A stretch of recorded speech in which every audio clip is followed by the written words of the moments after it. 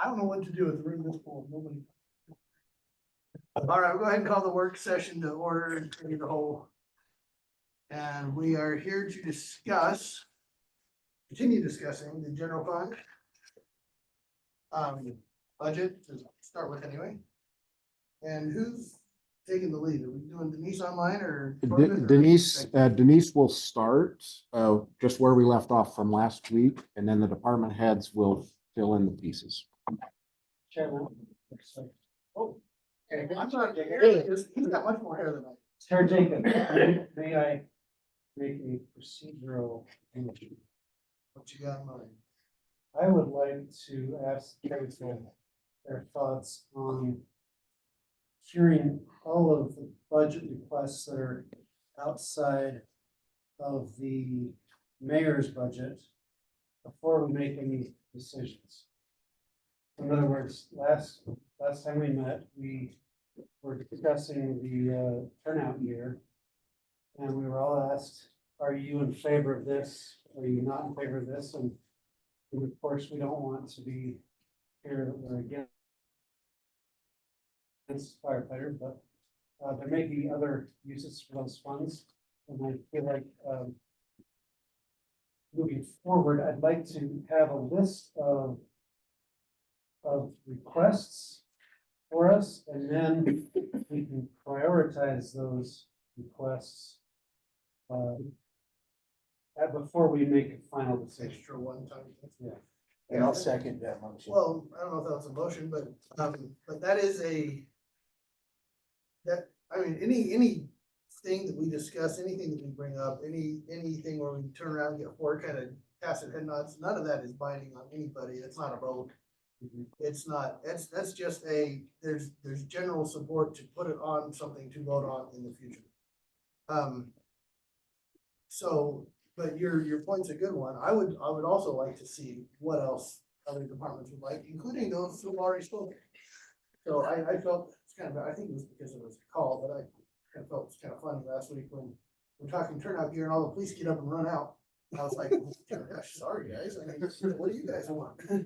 You know, so, yeah, I mean, I think what you're saying is correct, is what will happen before anybody officially votes. I am new at this, and so it felt like I was being asked to say yes to the turnout gear before I'd heard all the other departments and their needs. Yeah. And I don't want to do that. I will echo that as well. I also felt that we were doing something that was just being told it's a one-time thing, when it's not a one-time thing. This is a Right. reoccurring, every new firefighter will need two turnouts. And so I'm just gonna echo that. I was very much I guess I was caught up in a wave, and I'm like, I don't think this is the wave. Well, it's a one-time thing and it's not a one-time thing. It's right? not I mean, ever. Because, well, every budget item is a one-time thing until it comes up on next year's budget, right? So what we were kind of testing, at least how I understood it, and again, none of this is gospel until it comes to a budget that we actually vote on, right? Right. Well, but what I kind of thinking that we were giving direction towards was we want to see a line item in the budget for the turnout gear for the 300,000-ish or whatever it was going to cost them for that initial. Right, going from 1 to 2 for 85 firefighters or whatever it is that we have right now is a lump sum. And that's a one-time thing. And then the ongoing replacement and the ongoing whatever is an ongoing thing. So you're right. It's like if we were replacing all the police cars at once, that's a one-time thing.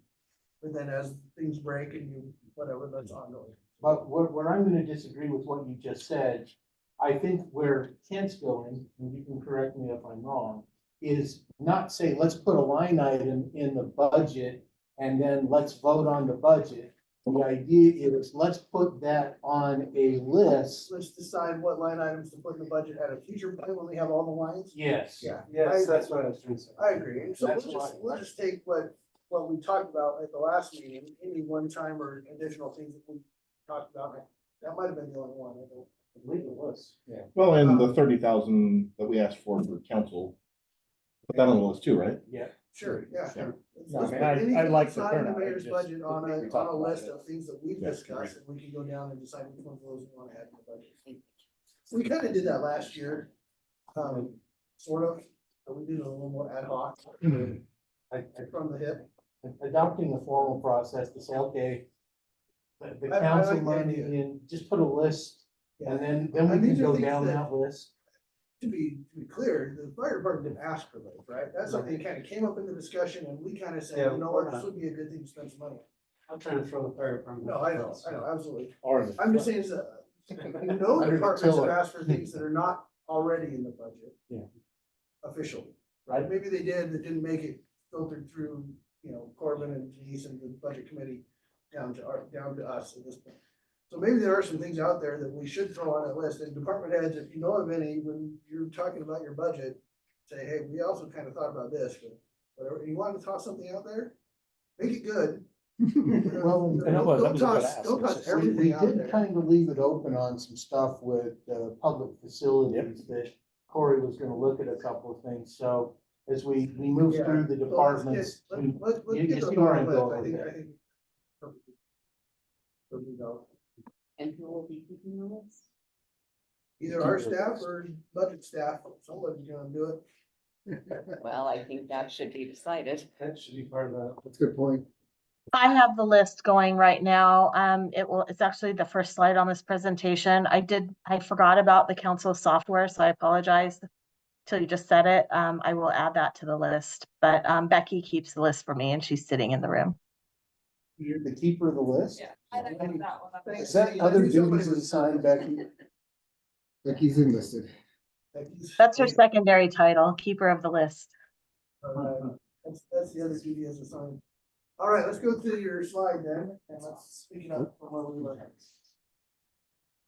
Okay, so, this would be what we propose as a list of things that the council will consider to include in the tentative budget or consider just for, I guess for discussion as to whether they want to be included in the tentative budget, when we're done with all of the other budget discussions.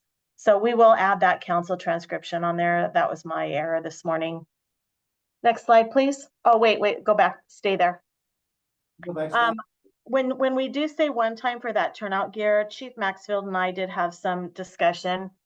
There would need to be some increase to the ongoing budget because each firefighter that they hire because of retention, or attrition, what somebody retires, someone moves to another city, whatever it might be.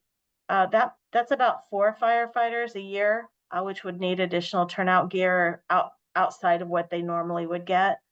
And then we would have to increase the ongoing budget for replacing the one-time purchases eventually as well. So we just have to anticipate that moving forward. But I wanted to make the council aware that we would need to increase the ongoing budget as well as the one-time funds just to make sure that we could buy the double set of turnouts for new employees as well. Ms. Steck? Yeah. Could I ask a question about storage? Absolutely. There is only one locker per firefighter and, perhaps you could speak to that. What kind of costs are we going to be looking at for storage of the extra set of turnout? I don't anticipate any great costs with that. I think the lockers that we have in most of the stations are pretty big. If we had to add lockers, I think we could probably afford that just in our equipment budget. So I don't anticipate the storage being a big deal. Okay, thank you. Okay, next slide, Alan. All right, some notes that I've made as we worked through the budget. First of all, we're going to make the error correction where we put $600 instead of $60 on the fee schedule. Thank you, Councilmember Bloom. We got that taken care of. We also would have heard that you would like to request a work session in late fall and early winter to start discussing events before any commitments are made for the next Western Stampede. And then I got a call today from our courts department that they're very concerned about the budget that they entered. They are now seeing that interpreter costs have increased tremendously with an increase of use as well as the increase in cost. And they recognize that the budget that they proposed is not going to be sufficient for them. So they would like the council to consider adding $5,000 to to their operational budget for interpreters, and that would be all different languages as well as ASL. They're just seeing a real increased need for that. So I will put that on your list if you're okay with that, for consideration at the end. Several head nods. So, yeah, go ahead. Okay. Next slide. Okay, so Josh, you're up. Legal services, these are pages 86 through 89, or I'm sorry, 91 of your budget. Legal services makes up 3% of our total revenues. That's what they cost, I guess, so to speak, 2.7 cents for every dollar that we collect. Their change this year is actually negative, so they are almost expense neutral. Their budget's neutral, and that has a lot to do with turnover. So a lot of times when you have turnover in your department, which Josh has had quite a bit over the last year, then salaries go down, and you can remain budget neutral. So in the city attorney's office, you can see his budget, prosecution, and then the victim's advocate. Go to the next slide, please. 45% of just the city attorney, not prosecution or victim services, but just the city attorney's costs are transferred to development services and utilities, because that's about the amount of time that they dedicate towards those two activities. And then we do receive some grant revenue for part of the victims advocate services. We receive about $60,000 a year, which is about 17% of the budget for victims advocates. Josh will also, if he doesn't mind, speak to the risk management fund, which is on page 233. I didn't make a slide as far as revenues and expenses goes, but because it's pretty neutral in its budgeting outside of liability premiums, which we have seen an increase in unemployment premiums and workers' compensation premiums, as well as cyber insurance premiums. Not as much as maybe we could have had with the cyber insurance premium, but because of our actions, but there has still been an increase in those liability premiums as well. So I'm going to turn the rest of the time over for legal services to Josh to talk to you or to answer any questions that you might have about his needs and his department. Just remind everybody really quick before we turn over, we had a closed session earlier tonight. Talked about risk management fund, things are happening in there. Closed session materials cannot be discussed outside of closed session, especially in an open meeting, but even like in conversations with other people. Just keep that in mind, that is off limits for the purpose of this discussion. I just don't want anybody getting in trouble. All right. Me doing my own risk management right there. I don't see risk. Risk management's in a separate section, it'll be a lot farther back. I appreciate Denise's introduction to the budget there. We really are not asking much more, as she indicated. The overall, we're going down. I feel like we are careful and responsible with the resources the council provides to us. We're grateful for that, for the support. Happy to answer any questions if there are any about the proposed budget for next year. I just have one question, and maybe it's just because cases lag, but on your performance and workload measures, you have, and now I can't see it, you have more resolved than you have filed. Is that just some lags from year to year? Is that in Page on the fiscal 89, year 2023? I would presume. it's 23 and 24. Your estimate is that you'll have 100 more resolved than you'll be filed. Yeah, I would presume that that's just because of the lag. I haven't looked at those numbers specifically. I have to follow up and let you know what the lag. There is just inherently sometimes some time that it takes to get things resolved there. Yeah, I was just not to assume, that's why I'm asking the question. There we go. There are, I know the Attorney General's office used to do this. I don't know if they still do. At least they did up in certain sections. My question would be, should and Denise, this is a a policy question as well for you. Should the attorney's entire salary be based on allocated costs? And they're billed out to the departments that they actually work on, so we can see which departments are actually requiring the work and which ones aren't. And which ones, and are there places that we need to add other attorneys or shift price? You know where I'm going? Is that you bill out to the department, and should the city attorney's office, except for maybe you, but the city attorney's office be billed out on an indirect cost or allocated cost to all the departments? Can I speak to that? We do a cost allocation effort every year too, especially to make sure we allocate administrative overhead costs and HR, attorneys, payroll, those kinds of things, specifically in particular to the enterprise funds, the internal service funds, and so on.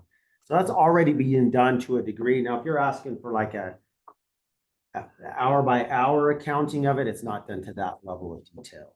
But we are, Right, but we that's are what- doing, That's what I'm we are asking. doing. That's what I'm that asking is, already. should that be done so that we know how much work is being done for the council, how much work is being done for public services, how much is being done for public works? We don't have any idea at this point, and the question is, should we? We can provide, if the council would like to see some reporting as to where project requests are coming from, number of matters that are being completed, things like that across the city. We have a program that we're using. It's not exact, but it is helpful in getting kind of an idea of where the needs are and where the work is being done. It's through our program called FileVine that we use for our case management software. I think if we have a little bit of an idea, then we can decide if we need to drill down further. But I think it'd be good to just kind of know what departments are needing more, but I don't think I want to read through an hour by hour thing, but at least. Well, an hour by hour thing would be more of a billing and allocated cost type thing. So if we can get to something that shows, I mean, Denise, is that something that's appropriate in budgeting? Is doing allocated costs for the city attorney's office, or is it not worth it? I would say it's probably not worth it in the general fund between departments. And the reason I would say that is that it will take the attorney's time to do that. And that will take away from the time that they're dedicating towards the city overall, right? Anytime you add any layer of administration in there, you're gonna lose some productivity. The other thing that I would state is it would be difficult for us to budget in the departments for exactly how much attorney time would be needed. Whether I have somebody that's looked at budget, for instance, my department, right? If they've looked at budget resolutions and tentative budgets and the process before, they're going to be super quick at it. Whereas if they've never seen it before, it's going to take them some time. And so do I allocate 5 hours to budget approval, or do I allocate 1? I'm not sure what that would look like. And so it could be a place where we are using resources without really knowing exactly how much of those resources we could use. Does FileVine break things down by department? And Yeah, maybe maybe at least if we had something simple that if they're entering the project in, they can enter the department in, then at least we can see reports about where services are being provided and those kind of things. I think that's super helpful, especially for Josh, just because then he can really focus his training and efforts on the areas that are needing the most work, right? And he can allow his attorneys to know what kind of assignments they should, be taking here and there. So I think it's very helpful information. I'm just not sure if we want to go all the way to the budget level with it. I will say, just as a general caveat with FileVine, that was a program that we signed on for before I got here. Jared Tingey was the attorney who really learned how to do the kind of behind the scenes and all of the reporting through FileVine. And it's one of the challenges that we've had in his absence, is trying to kind of backfill that knowledge that we don't have with him. we're still working on it, so I'm a little reluctant to just full promise that we'd be able to provide all of the reporting in short order. I know that functionality is there, and we can work on getting those reports put together, but it might take us a little bit of time to overcome the learning curve to get that mastered. But you have smart attorneys and you probably have some money you can send them to training. Sure. So, yeah. Because I'm just noticing in the goals and objectives, you're gonna create a file line project for workers' cuts within 2 business days. And you're gonna generate some sort of report every 2 weeks. Yeah. So you've already committed to that. Doesn't seem like adding a department to that report would be that big of a substantial burden. I do know that with some of the reporting that we've asked for, there were additional costs that were associated with it, but I believe the department reporting is already included in what we have so far. You'll see on the budget, the 2024 estimates, the 2 boxes that are in gray. Those were victims of this learning curve that I mentioned here. In the time since this went through, I think we have accurate numbers for that. And in the top box, it would be 95%. The second box was 85%. But those are a little bit, I don't have full confidence in those numbers just yet, but it is something that we're putting energy and time into. Any other questions for Josh? Okay, you're out of the hot seat, Josh. Next slide, Ellen.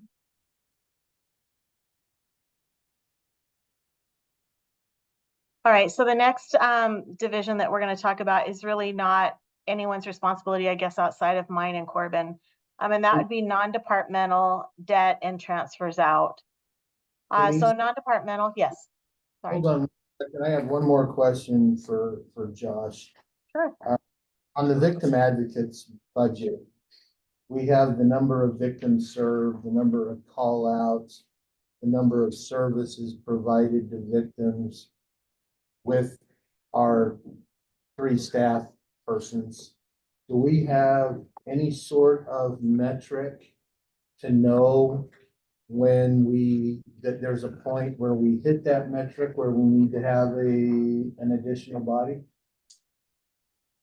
I don't know that we have a specific metric that's designated. The numbers that we track here correspond with numbers that we provide in connection with the grant funding that we receive to support, the personnel that we have there. There may be metrics that are associated with the grant that I could double check. But I don't know what that is off the top of my head. But the grant doesn't cover all of these. No, but the grant is dependent on, the proportional share that comes with the work. Right, but what I'm wondering is city's growing, right? We got 1,200 acres out to the west with 6,000 units. At some point in time, what's the threshold to add a 4th person, or are we just gonna throw a dart in the air and guess? And all the other departments are gonna get the same question from me, by the way, is, I pushed that last week with another department. I'm gonna ask that same question. What is the metric as the city grows? We've got 1,200 acres out west that's already been approved. We've got the southwest quadrant approvals coming in. We ought to have some sort of metric on new growth that when the new growth hits, whether it's, we need to have the metrics. Otherwise, we're just guessing on what we're growing, and we could be growing in the wrong spot. We could be overgrowing, where I'm going. So I don't think they were asked to do a budget for the next 5 years. Well, no, and Just I would this year. actually disagree a little bit with what you're saying. I think by having hard and fast metrics, you might end up growing in the wrong spot, not growing in other spots, because it's more nuanced. It's just sometimes you need more over here and you need less over here, and things swing and things change, and crime rates change, and fire calls change, and victims change, and you know what I mean? And maybe they. So get what maybe you're they saying don't. is just make it up as you go and not have any sort of plan. I'm saying trust department heads whose job it is to manage their staff, to know when they need more staff. Well, but there ought to be some metrics that help trigger. In that. some cases, I think you're right. In some cases, like police, fire, for me, those are very obvious ones. Park acreage, how fast you can mow a lawn is something that is a set number. But I think with a lot of these things, like for example, I would never ask IT to say, I need 1 IT employee per hundred and fifty, city employees. Because who knows what IT is gonna be like in 5 years, right? IT in 5 years, they might need no employees because it's all AI, or who knows, right? So I Just just think. scared a lot of I don't IT know. That's just. employees. Well, for 150, not residents, city employees, that would only be like 4 IT people. Anyway, this is just my thought, I don't know, Right, I could keep be going. wrong too. It's happened twice. And I know. Sorry, that was a joke my sixth grade teacher always used to say, and apparently nobody. Keep going. Keep going. Sorry, any other questions on the attorney's budget, prosecution, victim advocates? Yes, I can hear them. Okay, Denise, let's go. We're done with the attorneys. Let's go to this slide that says non-departmental debt and transfers. Okay, so the total change for from the prior year is 2%. And we'll explain where that's at. Overall, though, this particular area takes about 5.6 cents for every dollar of revenue received. And it is 6% of the total budget. So what we'll go over next slide, just a moment. We're going to go over some of the changes in non-departmental.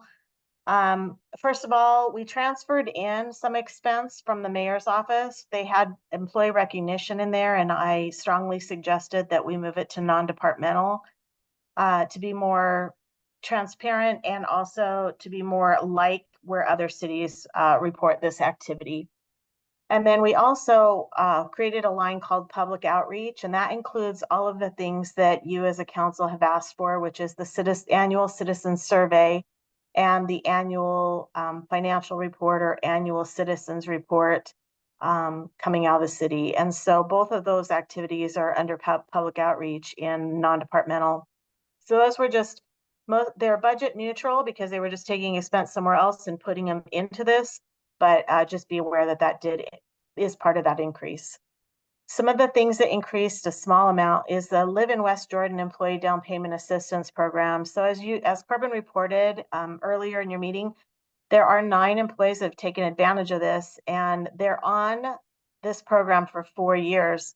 I have 2 of them that will be hitting their 4 years at the end of next year. But what that does is that means at our current budget level, we can only allow 10 people to be on this plan at a time. That would mean we only have 1 more space left before no one can get back in until the end of next year. Currently, we have 3 applications that are very active, and we anticipate them finding homes soon and asking for assistance. So what we're asking for in the budget is to expand this a bit and go from 10 employees to a possibility of 16 employees being on the program for a 4-year period. That would cost $30,000 extra a year. So it's a maximum $5,000 loan forgiveness per year. And then employee events, we increased that slightly by about $20,000, and employee recognition again slightly. We've had a lot of people recognizing each other and the good efforts that they're making. Employee recognition also includes service awards, and as we have continued to keep up with the market with our market study, we've seen a really strong increase in retention for the city, which is really great for us for savings.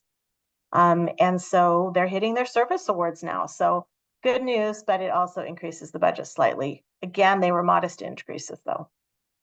This year, obviously, it's not an election year. And so we've removed the election cost, which is about $300,000 a year. And then, and that's it for non-departmental. So you'll see that non-departmental actually reduced their expenses by about $32,463. But remembering that 300,000 of that was elections, and then other things were transferred in that took up that capacity. So are there any questions about non-departmental changes I listed so far? Denise, is it your department that will do the financial report, and when can we expect that to go to residents? That would be my department that would do that financial report. And as soon as we adopt an annual budget, I will have that ready to go out. Thank you. Of course. Couple of questions. I see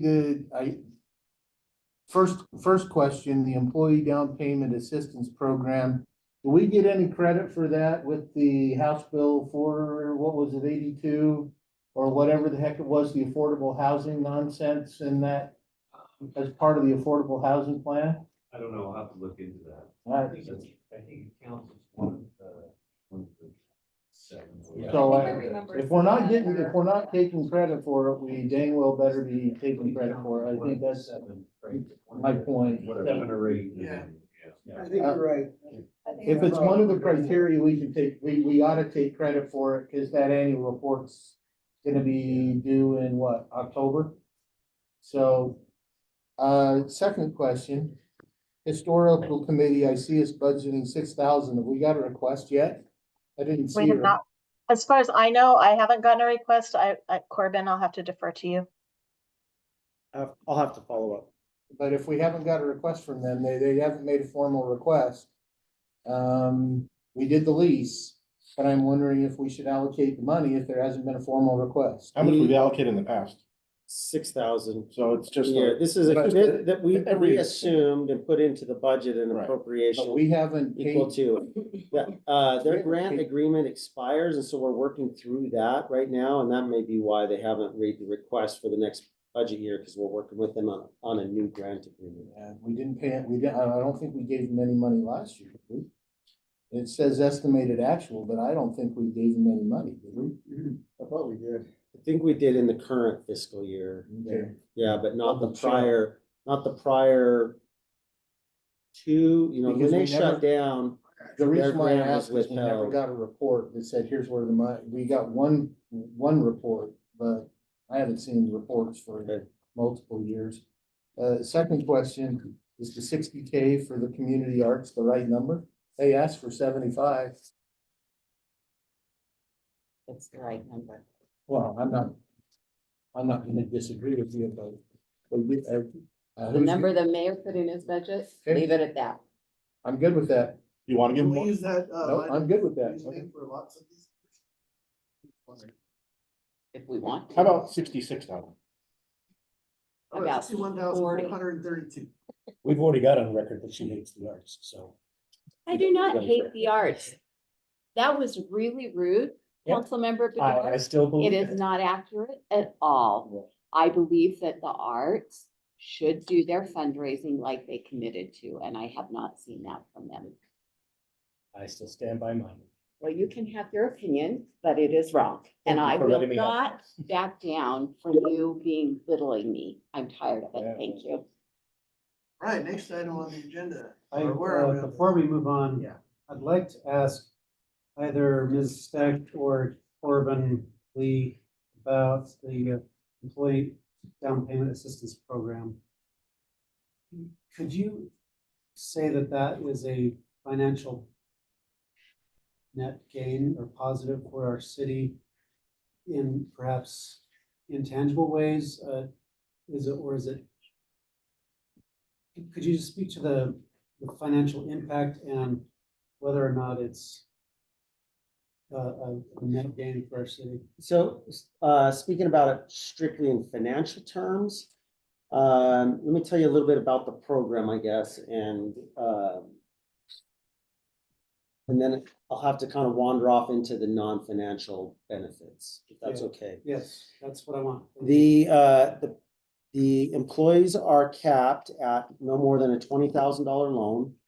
The loan's forgiven, as Ms. Steck mentioned, $5,000 a year at a time, so they're on this program for 4 years. If they sell, if they leave employment, if they move, in that time, they have to repay the loan. So if they're only there for 2 years, they get repaid the other 10. Yeah. Okay. At least the balance and maybe the whole amount. I can't remember. It commits them to employment with the city during that time. What if they're terminated? I think if they're terminated, they've got to pay it back as well. So from a non-tangible or non-quantifiable benefit, we really like this program for 2 reasons. One, we use it for recruiting.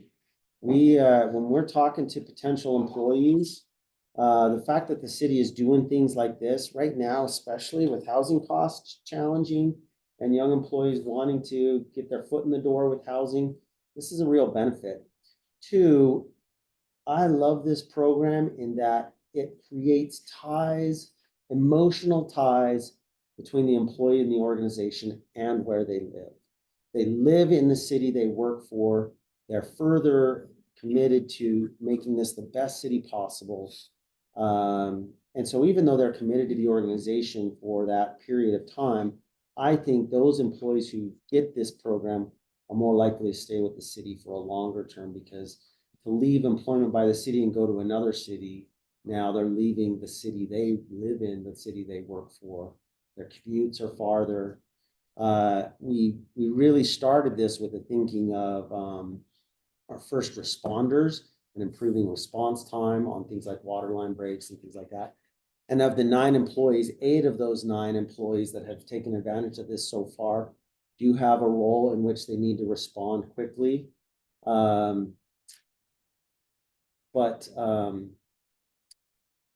that's not it's not limited to only those employees that have a chance for emergency So that response is as a part of their job. tangible benefit. But it is.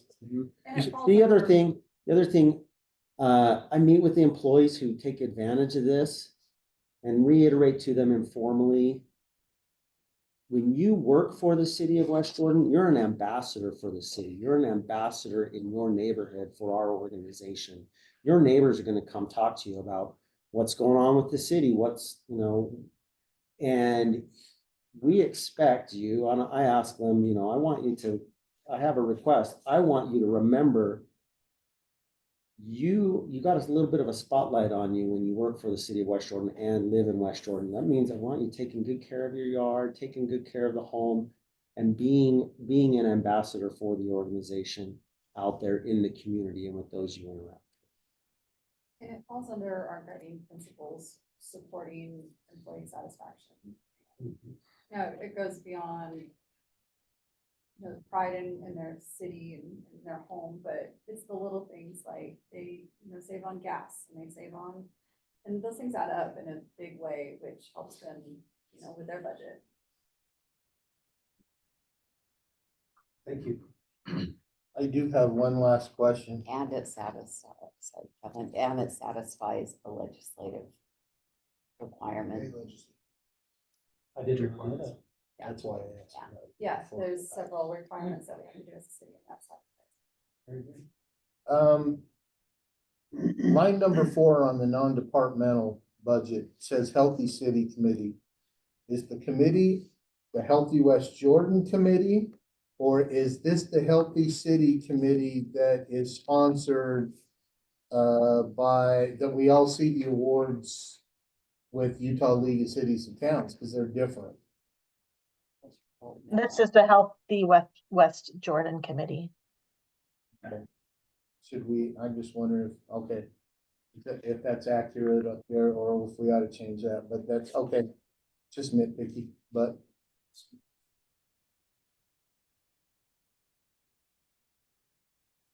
Okay, the last part, go back one more.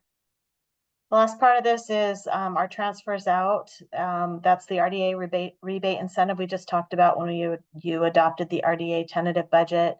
There's no change in our debt service, but I do want the council to be aware that this is our last year for the GO bond. And so that's $755,000 a year that will go back into property tax next year, because that debt service will be taken care of. So we're always happy when we get debt off the books.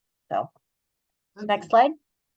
There's a question on that. That's a GO bond, so that 755,000 won't automatically go back into property taxes, right? It'll come off of everybody's property tax roll as the portion of that payment of that bond, right? Exactly. Yes, we won't have any additional funds. The funds come in, and the funds come in through property tax, and they go out to debt service dollar for dollar. The state or the Salt Lake County Auditor's Office makes sure of that. And so we'll just not have the additional revenue. Property tax will go down. You'll see when we have our budget next year, like in 2026. That amount of property tax will be removed, and then the debt service is also removed, so it's dollar for dollar.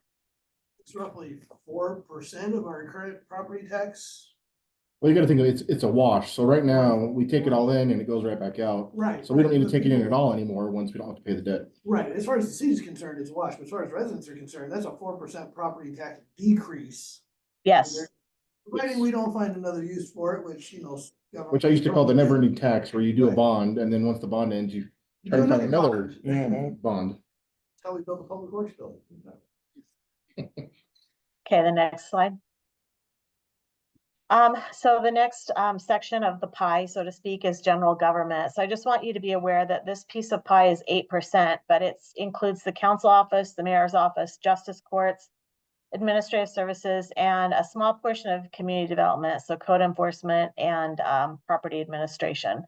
So that's what makes up the 8%, and we're going to move next into my departments, which is administrative services. So the change from the prior year is an increase of 7.2%. It's the second highest increase in the budget right now, because we are requesting a full-time accountant be added to my team. And so that will, because my team is small, that makes a big number, right? A big percentage increase. Administrative services budget is $1 million. City recorder is $309,000. Remembering that they bring in far in excess of that in passport revenue. Utility billing is neutral because their costs are all allocated out to the utilities. And then human resources is $561,000. So the total budget for my departments is $1.8 million. This excludes IT because they are their own fund. We're asking to add the accountant. We would like it at a level 2 accountant. Because we are looking to have a succession plan for our controller at some point in time. Not that he's looking right now for retirement, but I imagine in the next few years that will occur. And we would like to have somebody that is kind of working their way through learning that role. And then add a part-time passport agent to open services for walk-ins and increase the weekend hours that we're open. This is in large demand, and we're confident that the revenues that passport agent will bring in through walk-in traffic will offset the costs and actually probably provide a net revenue increase. My department does transfer some of their costs over to development services and utilities. This year, we reduced the amount of work or allocation over to development services, which is also why you'll see a little bit of an increase in my department. We felt like the development activity had slowed down, therefore the amount of time that we're dedicating to that activity will decrease. And so we decreased our cost allocation. And then obviously utility billings allocated out at 100%. Next slide. Oh, go back. All right, are there any questions about just the administrative services portion of the budget? If adding an additional accountant, would that allow time for your department to research and figure out a cost for a budget software? That's a loaded question. I hope so. That there's twofold pieces to this, and I think you're going to see it on the next slide. Not only do we need to do the research to figure out what software would be best used for the city for both budget and general a general ERP system, but after we identify that, we need to implement. And so in the IT management fund, we're going to ask you for an implementer because that's where we're also struggling. So we can identify, but then we can't execute. So we're looking for both of those. What an accountant too would really help with is right now, you're right, a lot of the processes that we perform in my department are all done in Excel. The budget's all in Excel. It's 300 and whatever pages in Excel. The consolidated fee schedules in Word, which is even worse. The financial reports that we prepare for you, the sales tax revenue reports, those all come out of Excel. We just drop data into Excel and then manipulate it from there. So we would really be looking for an accountant to do some of that work that I typically do at night after my day job is done.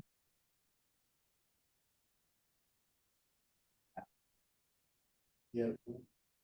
We allocated what, 100K last year, and then we had the cyber incident. Correct. And we did use that, a portion of that 100K. So we did a lot of improvements. We added Next Request, which is our grandma software, which is, I think the police department, the fire department, and my city recorder's office would just tell you, thank you so much for providing some resources to add that to our portfolio of software. And I'm trying to think, there's several other pieces, and I'm drawing a blank all of a sudden, but there were several small pieces of software that really enhanced service levels for not just ourselves, but the community, that we utilize some of those funds for, but not all of them. Applicant Pro, one was an HR Oh, software. that's right, the Application Pro, yep. And now people can actually finish their applications. We're super excited about that. I mean, I guess the question is, at some point in time, we've got, because I know Excel crashes. If it's anything like any other Microsoft product, it gets too big, it crashes. Which is what. That's not saying. Yeah, Becky and I split the budget document into 2 different spreadsheets this year because we did crash Excel.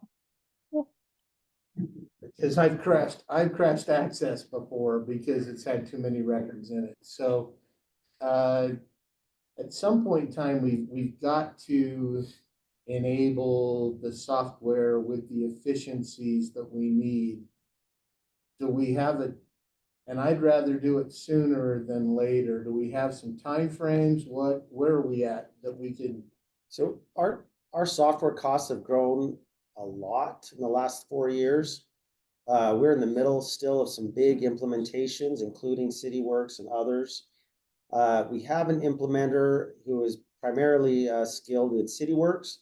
Their term will end this next fiscal year, and we plan to use some money to transition to a different implementer that can help us get ready for another big implementation like ERP and wrap up some of these other projects we're doing. Plus, we want to do an audit of all of our software. I mentioned this earlier. We have software across every department, and we want to make sure we're utilizing the software we're paying for efficiently, doing a cost benefit analysis of the software we have, because it's become such a big part of our budget.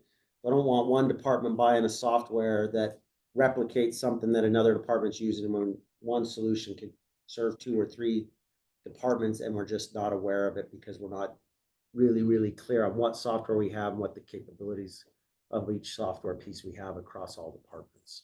And I get that, but I'm gonna put this in terms like when I grew up. But right now, we're doing the budget on an abacus. And How old are you? Right?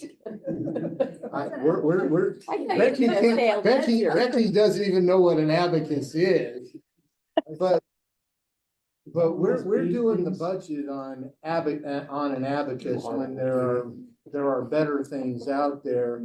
And that it just doesn't seem like a wise use of time to focus on manual tasks in a budget when that can be automated.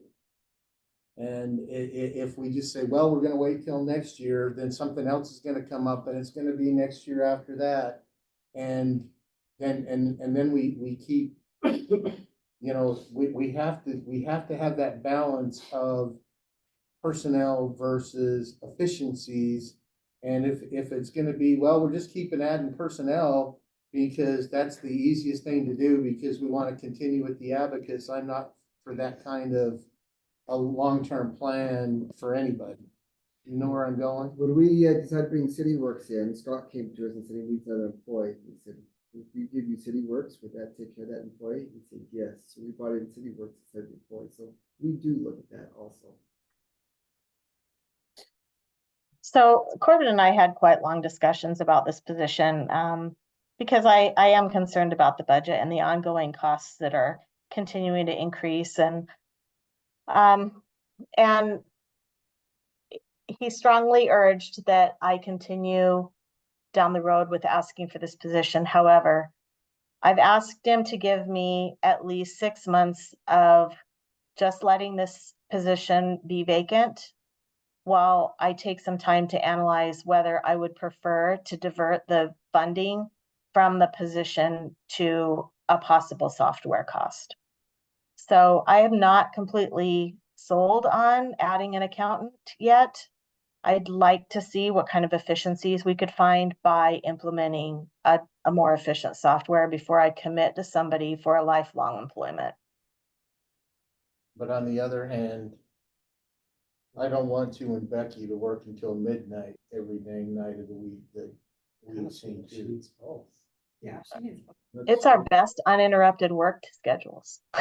Well, Yeah, but that's I not, get that, but you know where I'm going is that I think you need both. And, that's just me. it falls under our employee retention and satisfaction. So anyway, that's for what it's worth. Denise, are you extremely satisfied with your job as you're staying up till 1 o'clock in the morning? I'm extremely satisfied with my job. Period. Like you're gonna say anything. Yeah. Else. I'm very, very satisfied with my job. I hate this place. You know, quite candidly, you know, as I sit in Arizona in my father's home, as I've been able to,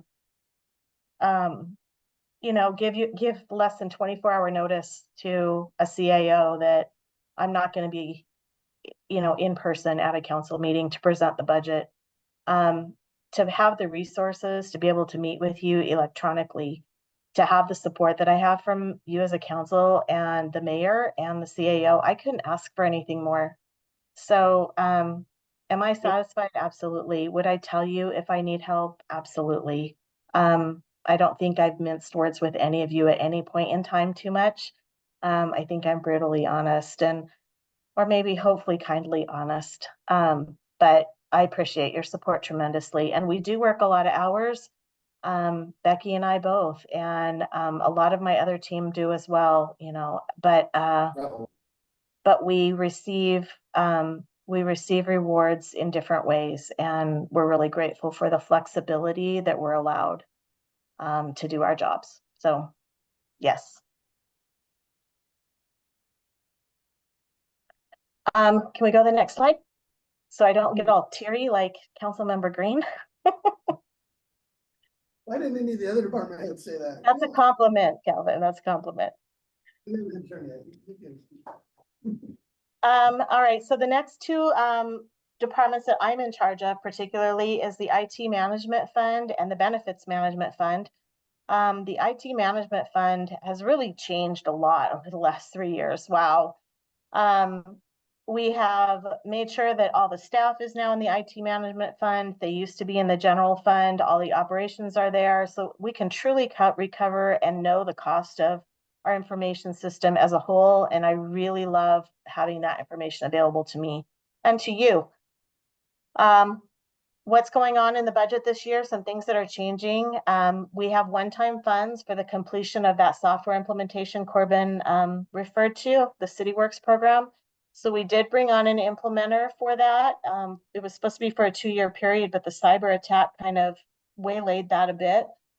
We are asking for an extension, and we'd like to use one-time funds to bring his contract through December 31st of 2024. He's not really under contract. He's an at-will employee, but it was for a specified amount of time or a specific amount of time, and that was the implementation of this software. We're really grateful for the extra time he's dedicated. We know that that wasn't something he was really planning on. He had retired, and we brought him out of retirement from CityWorks, and we're really grateful for all of the time and dedication that he's done to get CityWorks moving forward, and we look forward to having that implemented all its way.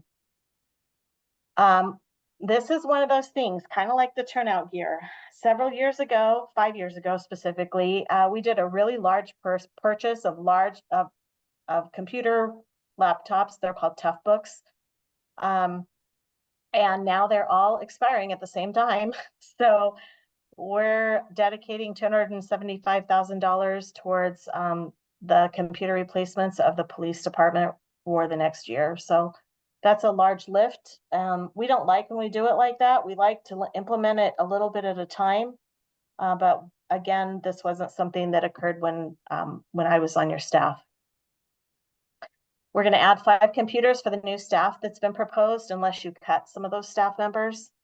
And that would be like the communication specialist, the 3 police officers, and my accountant. We've transferred the police technology specialist out of the police department and into IT. Really looking forward to having him join the IT team. In fact, he already has, and he is still dedicated to police services, but this is going to allow him to be able to take a vacation without being on call 24/7. We're going to have some redundancy training there with other staff members. And then we're going to bring him in on some of our network as well, so that he has the knowledge of that. So it's really great for training, opportunities for development, and for redundancy of service. So we're super excited about that change and are grateful to partner with the police department on that. We transferred, this is different too. You saw a lot of departments, their professional and technical services lines or contract service lines. Some of them had IT service lines, all got reduced because we moved them all over into the IT management fund. Now we're still charging those departments for that service. So like Esri is still getting charged to GIS as an IT service, but the contract itself is being paid for out of IT. And the reason we did that was because exactly what Corbin said, we were not aware of all of the different software programs that were out there. And by bringing the bills into IT and saying that no one pays for anything for software outside of IT, that really helps them have a strong inventory of what IT solutions are out there that we've obligated ourselves to, and what security systems we need to have in place to protect our network from possible attacks. And then last of all, the body and vehicle camera and evidence system that you approved last year, the Axon system, that was being paid for out of the police professional and technical, and we have moved it over into the IT fund as well. Again, the police is being charged for it, but IT pays for it overall. So you see that increase there. Are there any questions about IT management or what's going on in that fund? I have a question. Yeah, there's a couple, go ahead, Ken. Thank you. So please forgive my ignorance if I exhibit that with this question. The police computer replacement program or replacements. You know, when I get a computer that's old, I don't say that it's expired, it's just it doesn't work as great. And my question is, could that be something that we phase over time? Replacing a computer just because it's a certain number of years old. In my world, you just don't do that. You live with it as long as you can and then replace it because it just doesn't, it's just no longer functional. No longer supported, yeah. Is it, hey, these computers are X number of years old, now they won't work at all, and we just have to throw them in the trash bin? We typically replace our laptops every 3 to 5 years. The police tough books get a little more use, I guess. I should not use so much, not as many hours, but wear and tear. But we do try and keep our computers as long as possible, but we do have them on a rotation schedule. We don't replace unless needed. So quite honestly, my laptop has been replaced every 2 or 3 years because I wear it out. I expect Becky's is probably about the same way, but there's others on my team who have been able to keep their laptops for 6 or 7 years. It really does depend on what systems are being run and the use overall. We have, I don't know if you know, but Kyle right behind you is our deputy IT director. And he's leading the division right now. Kyle, do you want to add anything to this? Sure.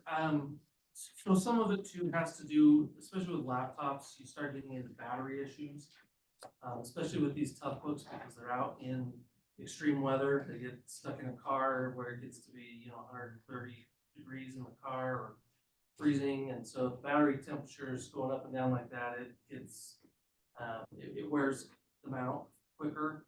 And then the older they get, the more of a support hassle they become, because the breakage does happen more frequently, so it's a resource drain on IT. It's not something that we can't deal with. That's something where an older computer could potentially cost us more money than a new one, right? It could, yeah. So I don't wanna trip over dollars to save a penny.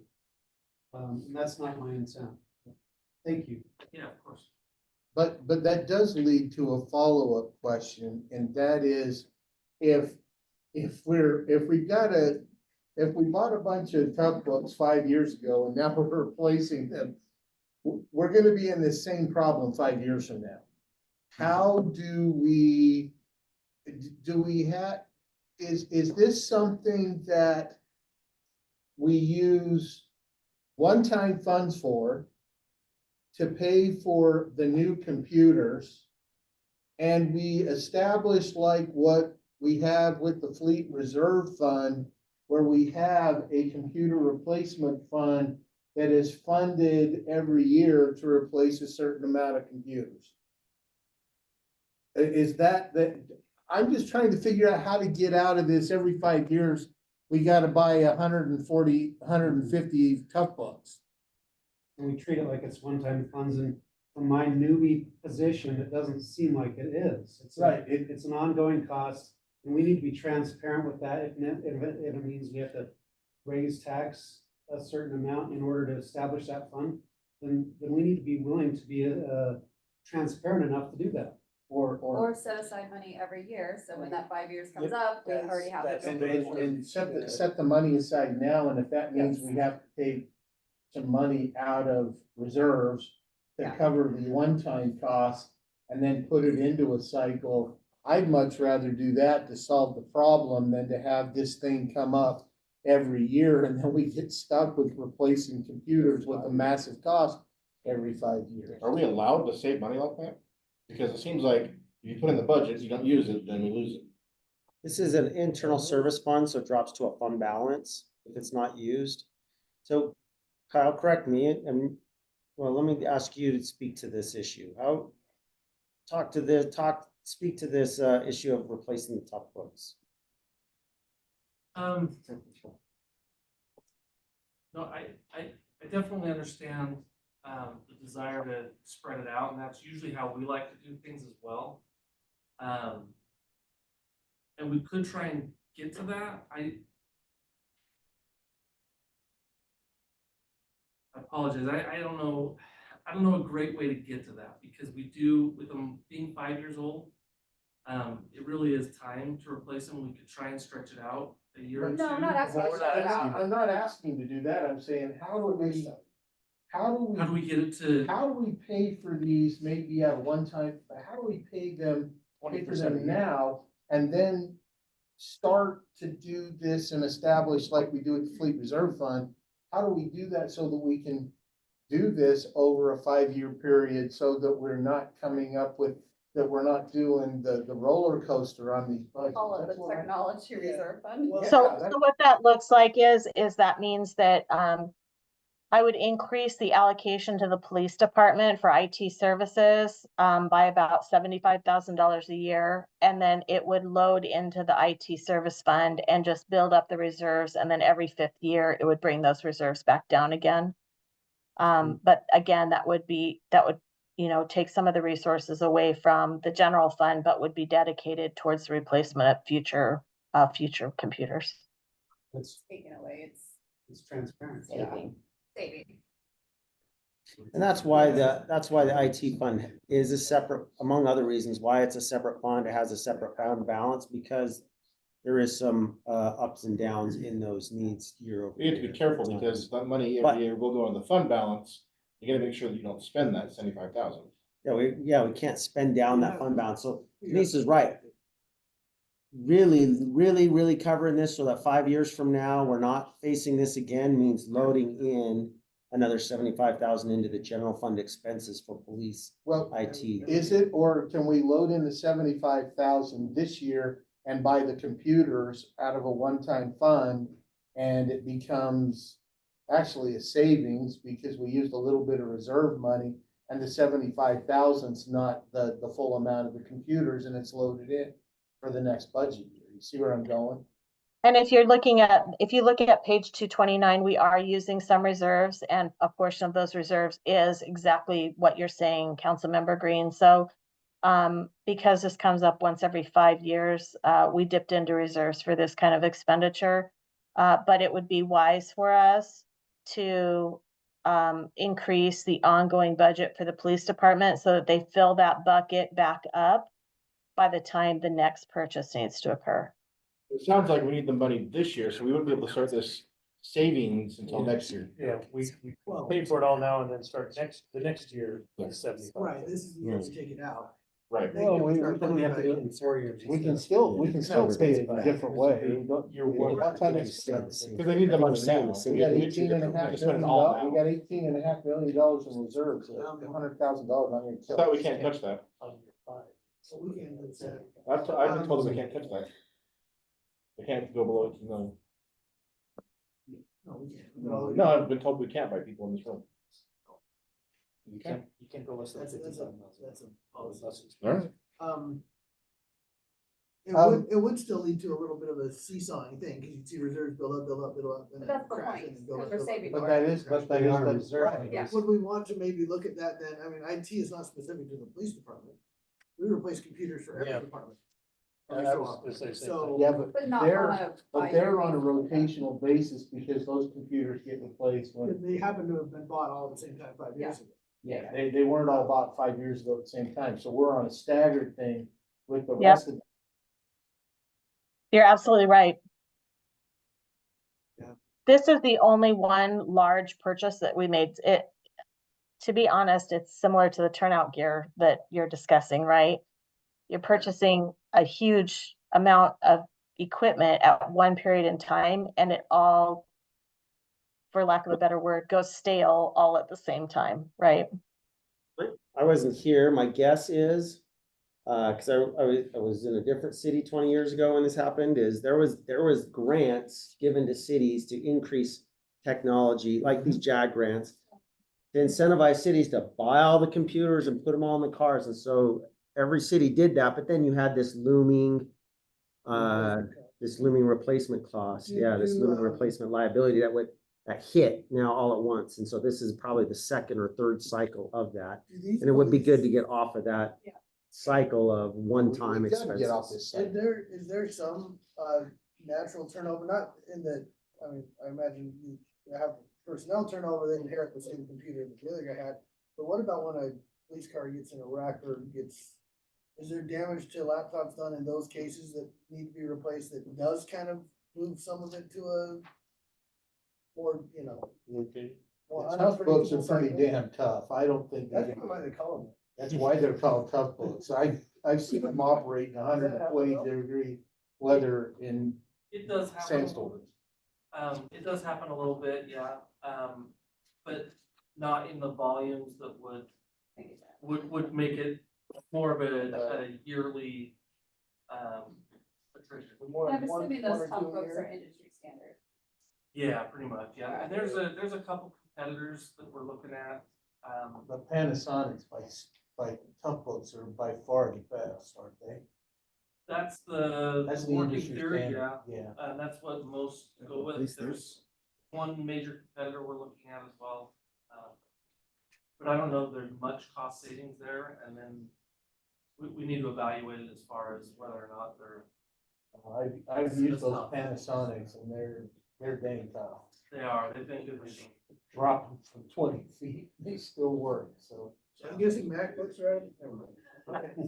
So Denise, I have a second question on Okay. the technology fund budget. We're particularly talking about communication and wireless systems.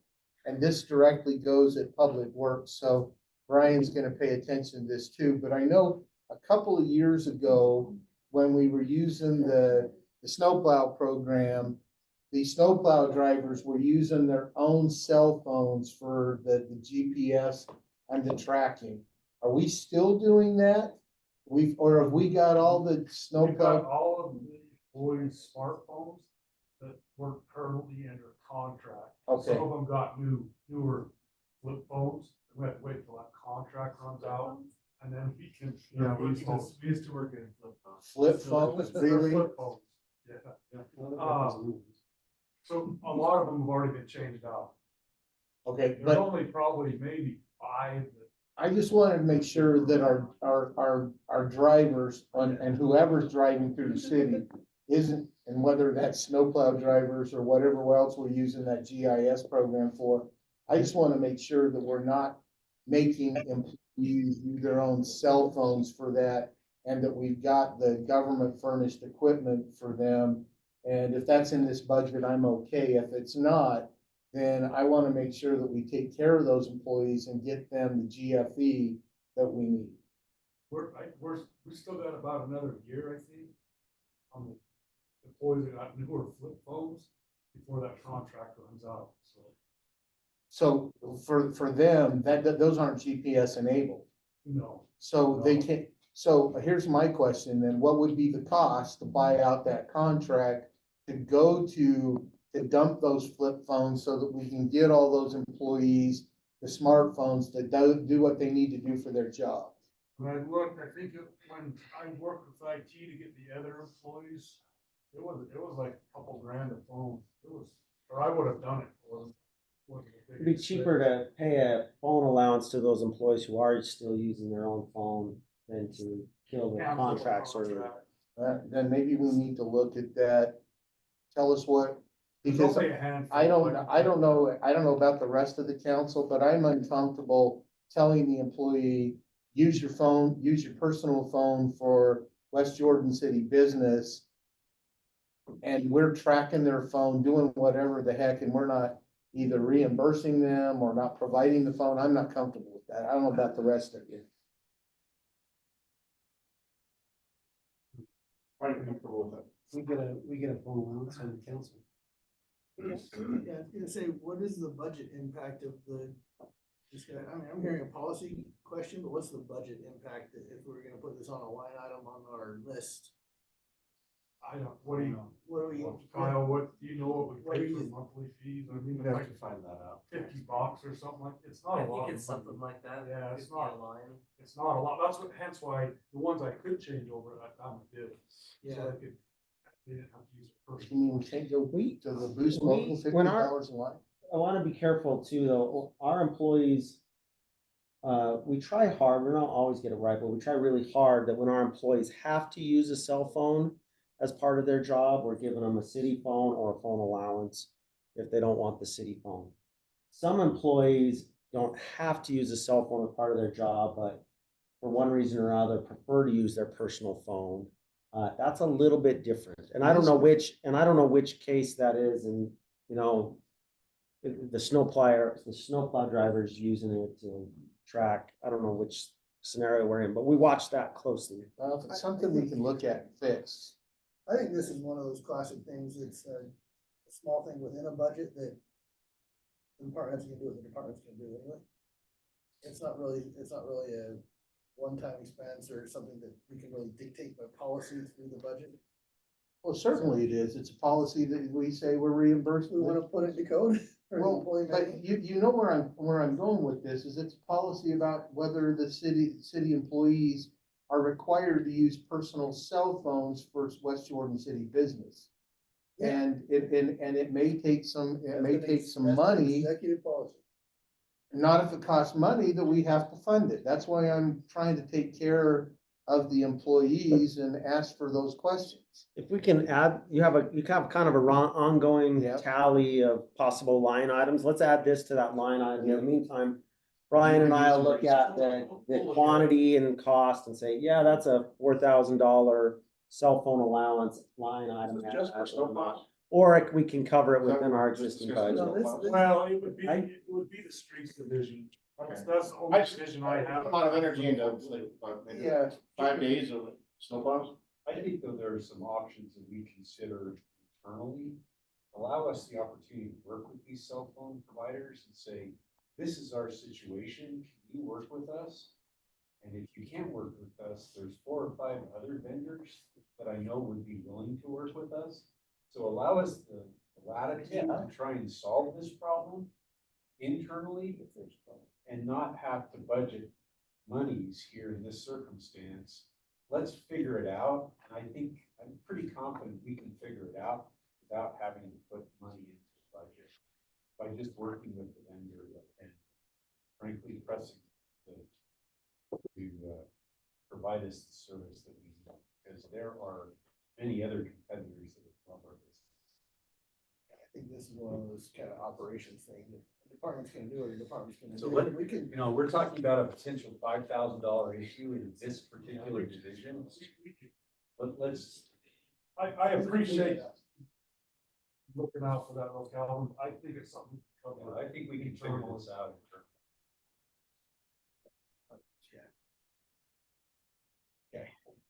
Okay, put it on the list. If there's an impact, then there's an impact. If there's not an impact, so I'm worried about it. I mean, message received. Yeah. Let's find a way to internally address the issue. okay, I'll put it on your list for things to resolve. How's that? That works. Okay. All right, and the last department that I'm responsible, or fund I'm responsible for under my umbrella administrative services is the benefits management fund. As you know, we increased the health premium or health costs by about 8%. Pass that forward to the employees as well as to the city. But specific to the benefits management fund, we are needing to increase the leave buyout, and that is for retirements that have been announced or will be announced in the next year that we're aware of, that are very senior employees that have large vacation or leave banks that will need to be paid out when they retire or leave employment. So this year it's about $750,000 of buyout that's occurred.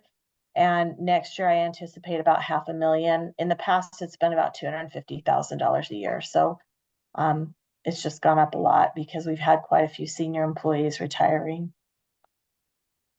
Are there any questions about that? Health insurance costs went up 8%. What would the cost have been if we hadn't switched to Being self-insured? Self-insured with the clinic?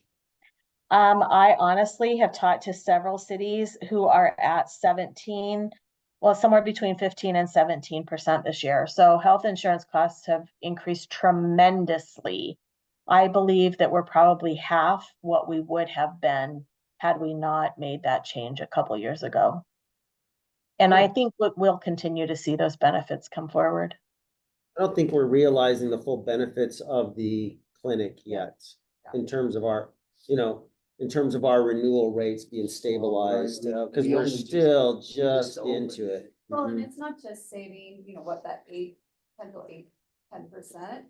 but we're getting a better benefit because we have a better provider in-house. And that is huge for employee retention and what the employees are seeing. So it's not just a cost benefit that I'm seeing, but I'm seeing a wholeness and health. At the risk of violating HIPAA, we've had 3 employees who have had a visit to the clinic that has had a dramatic impact, an immediate impact on their health and their long-term health outcomes. Yeah. To the point where they've said, you need to leave this clinic and immediately go to the emergency. Yeah. Wow. Yeah. No, I just want to make sure that, it sounds like we're on the right path and we're doing the right thing. I just want to make sure that, we ask the question, are we actually realizing the benefits we thought we had? And based on that, it sounds like we are. Good, thank you. All right, we're gonna ask Mr. Langford to present next. So if we'll go to the next slide, I'll introduce a couple of items for him. The first one is the community development piece that belongs in the general fund. So that's the code enforcement department and property management. All of the other functions that Mr. Langford is responsible for are in the development service fund. So These two, there is just a 2.4% increase from last year. They're included in that other government slice of the pie there. And it's 1.2 cents for every dollar collected in revenue. Go to the next slide, please. Oh, go back, sorry. There were no requests in either of those departments for any changes, and you'll see, like I said, when there's only 2.4% increase, a portion, typically a department, when they're gonna receive the cost of living increase and the merit increases or employees are not topped out, you're gonna see about a 4% increase in the department or lift. So this tells me that costs have been kept down, unfortunately, because of retention issues, but those have been resolved, and we seem to have steady employment moving forward in both these departments. So we're pleased with that. Move to the next slide for a moment. All right, so before we turn the time over to Scott, I want to also go over the Development Services Fund because they kind of go hand in hand. And so those are pages 147 through 154 in your budget book. In 2023, the state auditor started requiring an accounting of all development related fees and their costs. So it's required of every city. Some cities decided to contain it within the general fund still. I decided that it would be best for our city to be really transparent and put it in a separate fund. And it has really caught the attention of the auditor in a positive way. So that's good.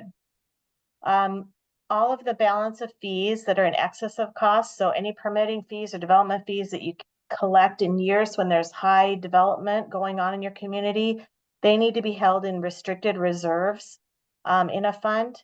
And then in years when the fees don't exceed costs, then the general fund has to provide a temporary subsidy in the form of a transfer. So it would take some of its reserves, transfer it to make the Development Services Fund whole, but that intended subsidy would need to be paid back in the years when the fees exceed the cost. So it's kind of that years of plenty, years of famine kind of thing.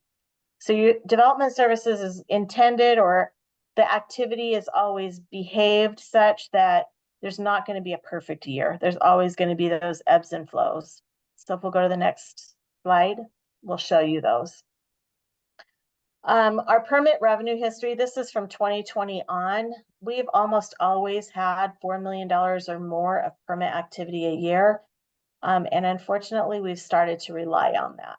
So that's not something we really want to do moving forward, but we're going to have to find a way out of that. This year, we estimate we're not going to get 4 million. We're going to get about 3.7 million. And our estimates for the next year are a bit slower at $2.8 million. So the challenge is that for the next 2 years, 2024 and 2025, we're committing to a subsidy from the general fund. So the subsidy for 2024 is $1.1 million, and the subsidy for 2025 will be $2.5 million, which will mean that we hope we get those years of feast coming soon that would pay back the general fund reserves for those amounts. What's the So- long term for that? Exactly. It's supposed to see a cycle of, they say a best practice cycle is 5 to 7 years of kind of that ebb and flow, right? So if you go to the next slide, you'll see some of that as well. So in 2023, you'll see that the revenue was the 5 million that we just showed you, and the expense, the direct expense, planning and building only, was $2.3 million. That left $2.7 million of those development fees. And then indirect costs are everybody else, right? That's my time, that's the council's time, that's the mayor's time, that's human resources, that's Josh's time, the legal services, all of those things that support developments, engineering, public utilities, all of those that support development services, that's all in that indirect costs. So they truly are costs of development, but they are not like exactly direct to development. And so in that year, we had $890,000 of surplus. We had revenue in excess of both the expense and the indirect costs. At that point, that was when we started our reserves. We weren't required to keep a separate accounting before that year, so we had zero to start with. and we did not subsidize that year. So we had an extra $890,000 sitting in the Development Services Fund at the end of the year. Next slide. Or just click again, sorry.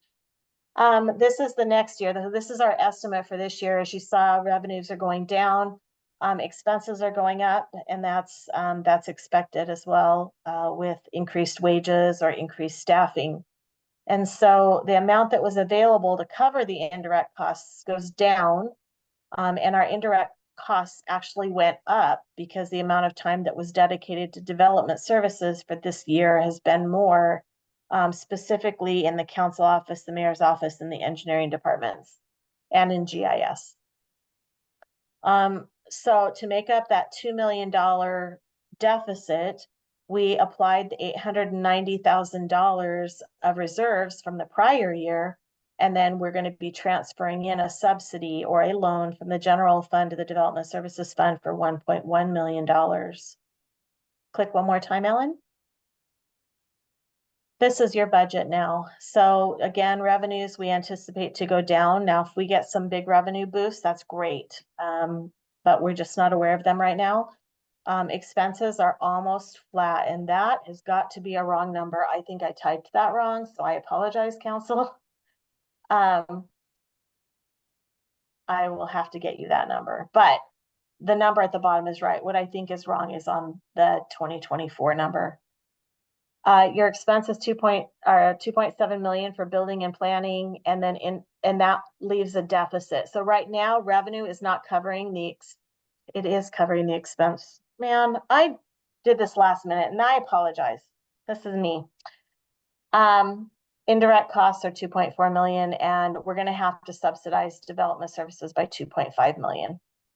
Becky's probably turned that page and going, I know the real numbers. We do not have any more reserves left because we will be using them in 2024. And so we will be subsidizing the Development Services Fund for $2.5 million this year. So the subsidy from the general fund over the 2 years will be $3.6 million. Those numbers I'm confident in. Those numbers at the top, I'm really sorry. Is there another slide, Ellen? I can't remember on development services. Can you, okay, go back. All right, council, this is time for you to talk to Scott and ask him any questions. Scott has not asked for any extensions in his department or anything in excess of what his normal operating budget was before this. He recognizes that there'll be some slowdown, and I think he can speak to you about how he's going to manage the staffing and time and that kind of thing to help better provide development services and policy moving forward. So I have a question. The survey results show under 57%. Is there a goal that we're looking for to raise that number? And if so, how can we support that? I know it's loaded. That's hard. I mean, if you're told what to do and then charged for it, it's kind of hard to give customer satisfaction. Well, I know. I mean, that's why I'm wondering, is there education? Is there outreach? Is there the messaging that we can work on, which I think will come into play if we have a communications director. But I wanted to know if there's something that we can start thinking about or stuff that we can do to help raise that satisfaction. Yeah, I saw that number and I'm curious how we would stack up against other, other cities. Is there a goal? Like, is there, or do you don't even have, how long have to measure? I don't even know how to measure. This is a I'm open to resident survey, suggestions. right? Yeah, this is a resident. So resident surveys, they're gonna be unhappy if we propose a high density development or if the developer No, I proposes. get They're that. gonna say, that's bad on the zoning department. And Yeah. they're gonna say, bad Scott. Well, no, Even but that though- comes down to communication too. Well, right, yeah, it does, everything does. Without communication, getting over 50% is probably good. That's- 560 is a great batting average if we're on the Dodgers. Isn't that right? But it's something I wanna think about and how can we support you and what can we do on this end to help have a more favorable. I like the viewpoint? question. I'm happy to give it some more thought, but I mean, we're trying to do we learn as we go, right? For example, a small little thing, our building inspectors go into homes all the Unfortunately, we had an inspector track some mud in earlier this spring. And we took that as a learning opportunity to train all the inspectors. We have shoe coverings now. And so it's those little things, right? Those little points of contact. Is there something like with the police after an interaction? That's we what can I do? was just gonna ask is, can you get together with, with Chief Wallenstein and see if that police survey and that post-interaction, is there a way to do a survey that way to? Immediate It's a good feedback, suggestion, right? immediate, like- Or a survey actually directed, this is this is the resident wide survey. Better feedback would be a survey aimed at the customers of the Immediate, department. Where they get immediate feedback and we Yeah. can do those Well, immediate changes. And you know, you could do the same thing even with the, you know, some of the developers that come in and make applications for subdivisions or whatever, those kind of things. Yeah. You may be able to capture some of that same type of information. Well, and also remember, this survey, this first number, this is the baseline, right? We don't have anything to compare this to, like Scott said. Well, we don't Other know what cities, residents are coming up with. So, I wouldn't put too much, I don't panic, because seeing 56%. No, I but don't know what to compare it to. It's a conversation starter. Yeah. It's something to keep an eye on Sure. and look for the next survey, but we can try to make immediate adjustments in the meantime too. Sure. Do we know how this question was asked on the survey? Like, is this what it said, resident satisfaction? What's your satisfaction with planning, zoning and building services? Was You're that the probably question? pretty, Because if you're that was the probably question, pretty that's close. pretty- Jamie. Then if that was the way that it was asked, then I'm sure Zach's right. Yeah, It was, exactly. I don't like that development, you put it by my house. Bad, so for people bad. Yeah, that would be great to know what How the did you question allow, was. how did you allow that? So, so I have a couple of questions.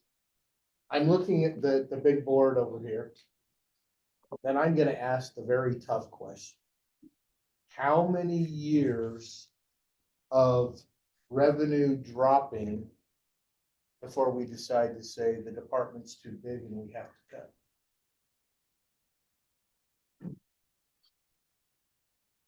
Just the more of a rhetorical question, but at some point, if this is a long-term decrease, some point in time, we probably got to fish and cut bait. Well, you know, this is the department that's most affected by the economy. Well, absolutely. Because interest rates and other things will affect how homes are built and so on.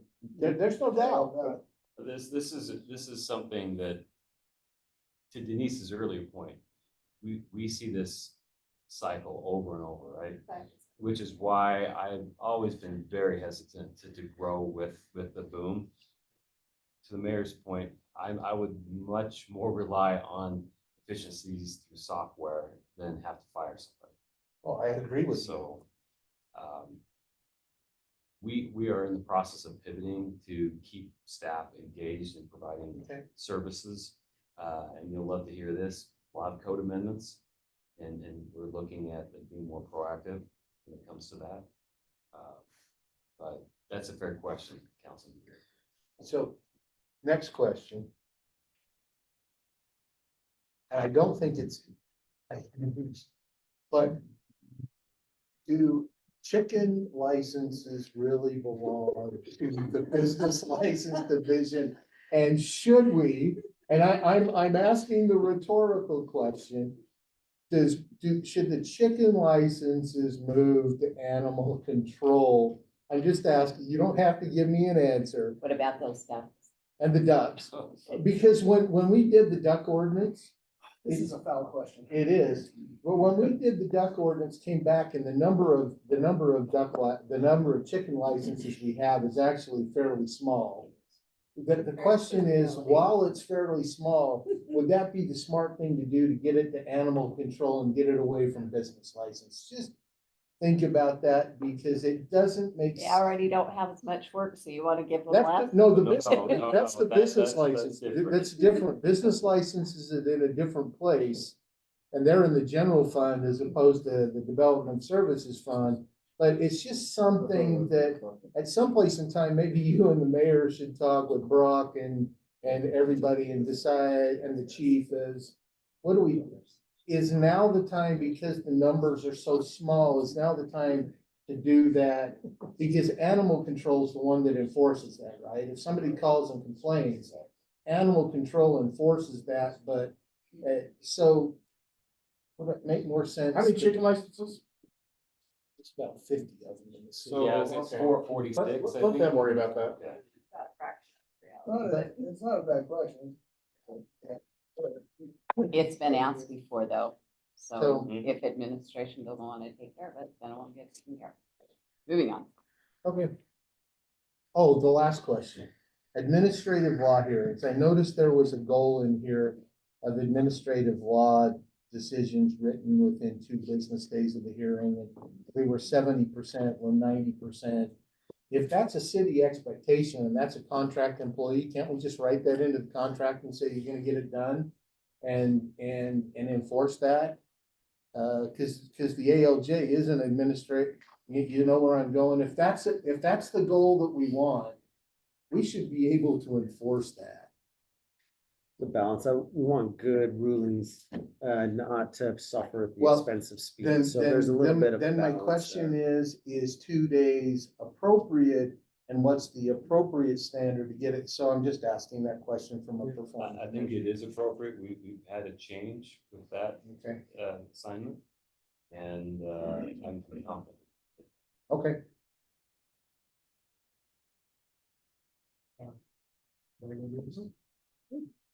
Okay, if that's all you have for Scott? Councilmember Shelton has got a question. Speak up, yeah. Speak up. Code enforcement is in your department. Correct. I noticed that you haven't asked for any new employees in that department. And I feel like from what I've seen, that they're really behind the 8 ball. They are not able to respond to code enforcement requests in a timely fashion. Could you speak to that? Yeah, I've worked for 5 different cities in my career, and each handles code enforcement differently. It's truly a policy decision how engaged you want those officers to be. We have 3 full-time code enforcement officers, so rough math, about 40,000 residents per officer. They are the best I've ever seen. They have some notes. On average, over the last couple of years, they've done about 670 cases per officer per year. They are truly the best. All former police officers, they are engaged. For a city this size, they are extremely busy. But to their own detriment, they are so good. They're, I think, fairly responsive. There is a delay when you get a resident complaint. Sometimes they can't be. It goes back to the customer service satisfaction, right?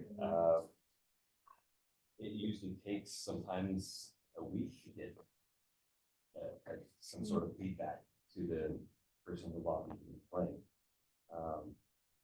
I don't know exactly if I'm answering your question. They are extremely busy, and So they're doing about 223 cases a year. That's a lot for one person. no, they're doing 670 cases Oh, each per person. officer. Oh, I'm sorry. I took that as a So total. they're doing 2,000 cases. So They, in my opinion, I feel like the service level is not quite there for our residents. Feel like response time, and we're not looking for 4-minute responses like the police, right? no, But Fire. or the fire, thank you. But is it, what's the name of the department head? Brock.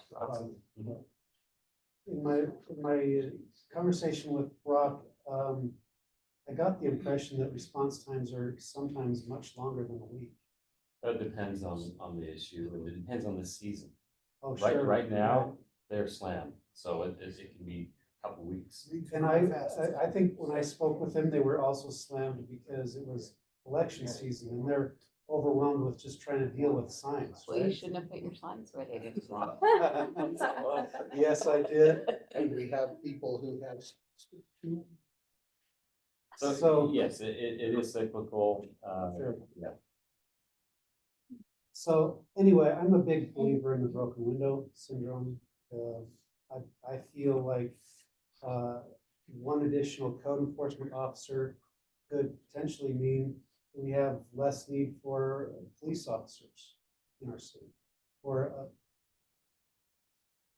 And of course, it's not measurable perhaps, but, when criminals feel like they are not welcome in a location because it's beautiful and enhanced and it looks the way it's supposed to look. I'm not trying to make our city a one giant HOA, but I want criminals and people who are not going to be doing the good things in our city to not feel like they can just blend in. And they can blend in when the neighborhoods look trashy. It's easier for them to blend in. So I would like to see us add a code enforcement officer. Perhaps if the council doesn't see fit this year, maybe it's something we can work toward for next year. But I'd like to see that happen sooner than later. And if I may, if it helps the council, you know, as we had your retreat earlier this year, one of the goals that I heard was community aesthetics. And so, you know, obviously it's not in the proposed budget, but I did some rough math with the help of Becky, and it's around 88,000 with compensation and another 40,000 to outfit a new code enforcement officer with a vehicle and What was that number again? 88 and Be about 130. I was gonna say, about it's 100 and, Okay. yeah, You always figure it's 100,000. yeah, I've got 128,000 total. Okay. So 88,633 in compensation. But that, you know, things have changed. That was earlier this year. We did that math. I think that's one we can put on the list. That would be an ongoing, so that would It would be a be, property for sure. tax adjustment most likely, but. Yeah, let's add that to the But list. that, I think that's one on the list to discuss, because I've been having that thought for several years. Yeah. But at the same time, I also still get complaints of, what's the right word, overzealous? code Sure, enforcement and that, like I officers? said, in the 5 different communities, that pendulum seems to go back and forth, Right. right? So. Well, Yeah. and the customer service survey shows a 54% satisfaction with code enforcement. And that is that because of the people who are pissed off that we didn't do anything, or that the people that are pissed off because we did do something? Probably. And it's probably both, but it's an ironic number, because no matter what we do, we're not gonna get a good satisfaction, because the more you enforce, the satisfaction could go up or down, right? Depends on who you enforce. That's right. And so Who it's you ask in the survey. That's And right. it's the survey, right? And how you ask. Oh, yeah. And how many people don't care about it. I think the real question here is, right now, the way, correct me if I'm wrong, but the way I believe that department runs is all citizen led, right? We don't It's all have reactive. anyone that goes out and just proactively sees any issues. I It's did do it right along. primarily that they get neighbor after neighbor. Did do it right along, and we did stop at a house that we just happened to see a big trailer hanging out over the sidewalk. And he stopped and took some notes and made a case, and that was not something that anyone had requested. So I think in most cases. But it's- were it's you in the citizen-led. neighborhood for a similar Yes, infraction? no, it was for a different infraction, Okay. but we were in the neighborhood for for an infraction, but, and then saw that. So they do that. But that they was do a do. fundamental shift over the last 3 or 4 years, because it used to be you just went straight to the house that made the complaint. And now you look at things as you're driving to that house that are consistent with that neighborhood. Because inevitably, when you issue a courtesy notice to correct an infraction, the neighbor's gonna say, well, what about him? What about her? Yes. So the officers are a little more proactive. Not to try to one up you, but I was out with Brock today and he did 3 of those. Okay. Out of 5. Let's, the discussion's good, but I think there's enough interest in adding the position to the list of things to At least we're consider. gonna add it and have more And we can discussion. have, we can see how So, much that's gonna be altogether and decide. when we can- as I understand, if we funded that, you don't necessarily, as a department head, you don't necessarily have to do it. Right? You don't have to hire. You don't have to. Unless I tell them to. So, would the mayor support the council in that, if the council chooses to fund that? Maybe. Maybe. Okay, so I got a dumb question while I'm sitting here. Weren't we supposed to pass a resolution by June 1st to talk about truth and taxation day? Yeah, let's have that conversation. We'll get to that in just a second. Okay. That's a spoiler. So the reason I say maybe, because I would have wanted to have a conversation with Brock and Scott to make sure that's where you want that, those funds to go, and that's the best use. I wouldn't want to vote on it until we've had that. If you could have that conversation before we. And how much vote on tax funding, increases would have to be too. That would be great. I've had similar conversations with. We don't need a resolution to declare truth in taxation. I just needed direction that I could go to Salt Lake County and say, yes, we're gonna go through truth in taxation, whether we do an increase or not, but we don't need to declare the amount of the increase until we adopt our tentative. I thought there was a June 1st deadline that, There is, yeah, just for our declaration, but it doesn't need to be in a formal resolution. It's just that I contact them and say, yes, we're going. what we did last meeting would be sufficient to say, yes, we wanted to do it. Correct. Cool. When we adopt the tentative budget, it will have the number in there, just like. the current statement. So if we're gonna need to play with that number for a code enforcement officer, and instead of being 3.5, it needs to be 4.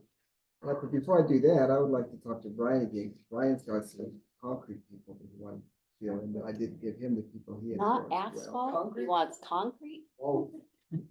Asphalt and concrete. Oh, okay. Brian, that's some heavy ask. And so the challenge is, Yeah. Yeah.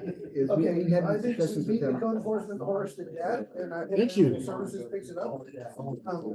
Any other questions for Scott before we go to the next one? You're awfully anxious to get to that chair. He's pushing me. Yes, Brian's next. I thought we were gone. Yeah, it's That 9:30. depends on you. Okay, so the Public Works Department, the total change from the prior year is up 6.1%. They're one of the departments, but where they have a career ladder. So sometimes we'll see a larger percentage of change in this department because a lot of the employees that start at the lower levels are working their way up through certifications and trainings in order to get different levels of employment, so they can be a streets worker 1, 2, and 3. So you'll see our streets budget is increased, but it is $4.5 million or 6% of the general fund. Engineering is about 1.5%. Engineering allocates a lot of their costs out to other departments, Public Works Administration, and then GIS is a portion of this. A lot of the work that Brian does with his departments are supporting other departments, whether it's the development services or utilities or other departments like that. So there's some allocations that go on there. They make up about 8% of the general fund budget. You want to go to the next slide? The expansion requests that were included in the mayor's proposed budget were 2 one-time purchases that are budgeted in the CIP fund, one for a 24-foot tilt deck flatbed trailer, a mud jacking machine, and then asking for a contract with Blue Stakes for utility locating services so that we can keep up with some of those. And that would be ongoing. Next slide. Okay, we're gonna go back. We're gonna keep Brian in the hot seat for a little while. This is the general fund portion uh, of his departments. It's just the public works departments. So if you have some questions about streets or that kind of thing. But then we'll move next into the Class C road funds as soon as you talk to him about his general fund department. Go back to the, there we go. Nope, there. That's general I fund. wanna know what a mud check. I know, well, I didn't wanna ask, I had the same thought. That sounds so. It jacks mud, don't you know? It's a mud pumper. So when you have grade differentials in concrete, we drill holes in certain sections, and you can pump it up with mud to get rid of the grade differential. What, how you Level out the sidewalk. level it out. It's how you level out the sidewalk in your front yard. Oh, so when it settles, the Right. tree And roots good bring news, it you up. don't need to pay for it now, the city. I had that conversation. That's what it is. We have one right now, but it's jacked. It's jacked. That's a good one. So if we do the new jacking machine, is the old one still usable, so it would give you two with more capability? We need to replace it every 5 years, so we should do a 5-year fund. Without that machine, they won't do jack. Or mud. Well, and remember that you passed an ordinance allowing the city to do more sidewalks, so it's So- kind of all related. So I can speak to the, do you want me to talk about the sidewalk stuff right now, or? Yeah. No, it's. Great. So right, Well, so we. before Brian, give me just a minute. If you want to go to the next slide, I'll help you a little bit with that. The blue states, so that's just do we mark that now? And blue, that's not, we have to contract with blue we states? we have to pay a fee for the software that we use, utility. Oh, okay. But we have our own post takers. It's under GIS, we have 3 of them. But the 20K is for, That's for the utility, okay, for the program. Yeah. yeah, okay, Denise, thank you. All right, so Class C road funds is where a lot of the sidewalk work, when you're talking about the sidewalk piece, is going on. And what we've done with this year's budget, because that was one of the requests, right, was let's start getting resident focused, and there's such a backlog on the sidewalk requests. We have Brian requested a lot more money this year to be dedicated out of Class C road funds to sidewalk maintenance. And so we're using some reserves to do that. So pavement maintenance, we're seeing an increase because the contracts are kind of going, his contracts are tough for pavement maintenance because they start in like March or April, and then they kind of go over the fiscal year. And so you'll see some of the work started in 2024 that will bleed over into 2025. And then I highlighted that sidewalk because we're seeing that in 2023, we only did about $91,000 worth of work. And next year, he anticipates about $700,000 worth of work. So that's a pretty significant lift. And he's really focusing on, trying to get that under control. Next slide. ongoing, right, Denise, as far as ongoing fund? Sort of. The sidewalks won't stay at 700, will it? Denise, They won't be able to maintain that. No, we don't have enough reserves to do it. You're spending 75% of the reserves on this year. What's the plan for next year? For maintenance. did you hear that, Well, Denise? for Class C road funds, right? I mean, for everything that's on this slide. You're spending 2/3 of the reserves or 3/4 of the reserves. What's the plan to survive next year? It would be that we just concentrate on pavement maintenance and we don't do. Brian is always operated, and Brian, I'm sorry, I'm speaking for you, I guess. I'm gonna let you talk, but I know that the annual income for Class C road funds is about $5 million, and Brian typically adjusts the work to the revenue. We did have some reserves, and so he's like, I want to really concentrate those reserves on where I can make the biggest impact. But this is a problem. It's a problem. We don't have an ongoing resource in excess of what we get with Class C road funds. And so as far as I know, that's what the plan has been. But if we could identify an ongoing revenue source for road maintenance, it would be a much better position for us to be in. Sorry, Brian. You're good. Quickly, just give us a quick primer on where Class C road funds come from. Cause that's not a revenue source that we can play with. That's not a property tax or a sales tax or a fee. Yeah, it's, right, but it comes through what, the state and then to Wasatch Front and then to the Some of cities? it comes from the county, some of it with grants. Yeah, I was just if you could give a quick summary as to, I don't know, if Thor was good or whatever. But where the Class C road funds come from, just so we can get an idea of why this is a hamstrung thing. Brian, are you answering that or am I? Go ahead. For Corbett, do you want to do it? It's a gas tax, Yeah, the Class C road funds are the gas tax, right? When you buy a gallon of gas, there's two taxes on it, a state tax, a federal tax. The state tax gets apportioned out to cities and counties through a formula. For cities, that formula is based on your lane miles. So how many lane miles you have is your relative percentage of the Class C road funds, kind of like population with the sales tax. The problem with Class C road funds is as cars become more fuel efficient, as we become less reliant on gasoline cars, right? More electric cars and so on. The proportion of gas tax revenue we receive versus miles driven and versus lane miles of maintenance is declining dramatically. Couple that. Start taxing electric cars. And bicycles. Yes, right, among other things. And that's, the state needs to do that, and they're kind of working towards that, but frankly, the public policy area in that realm was not keeping up with the changes in the financial structures we're seeing. So our revenues are flat or declining while the costs, construction, well, in two ways. Construction costs are rising dramatically in this area. Couple that with a decline in our pavement condition index. We talked about this at the retreat, if you remember. As our PCI drops, the cost to maintain a mile of road also goes up exponentially.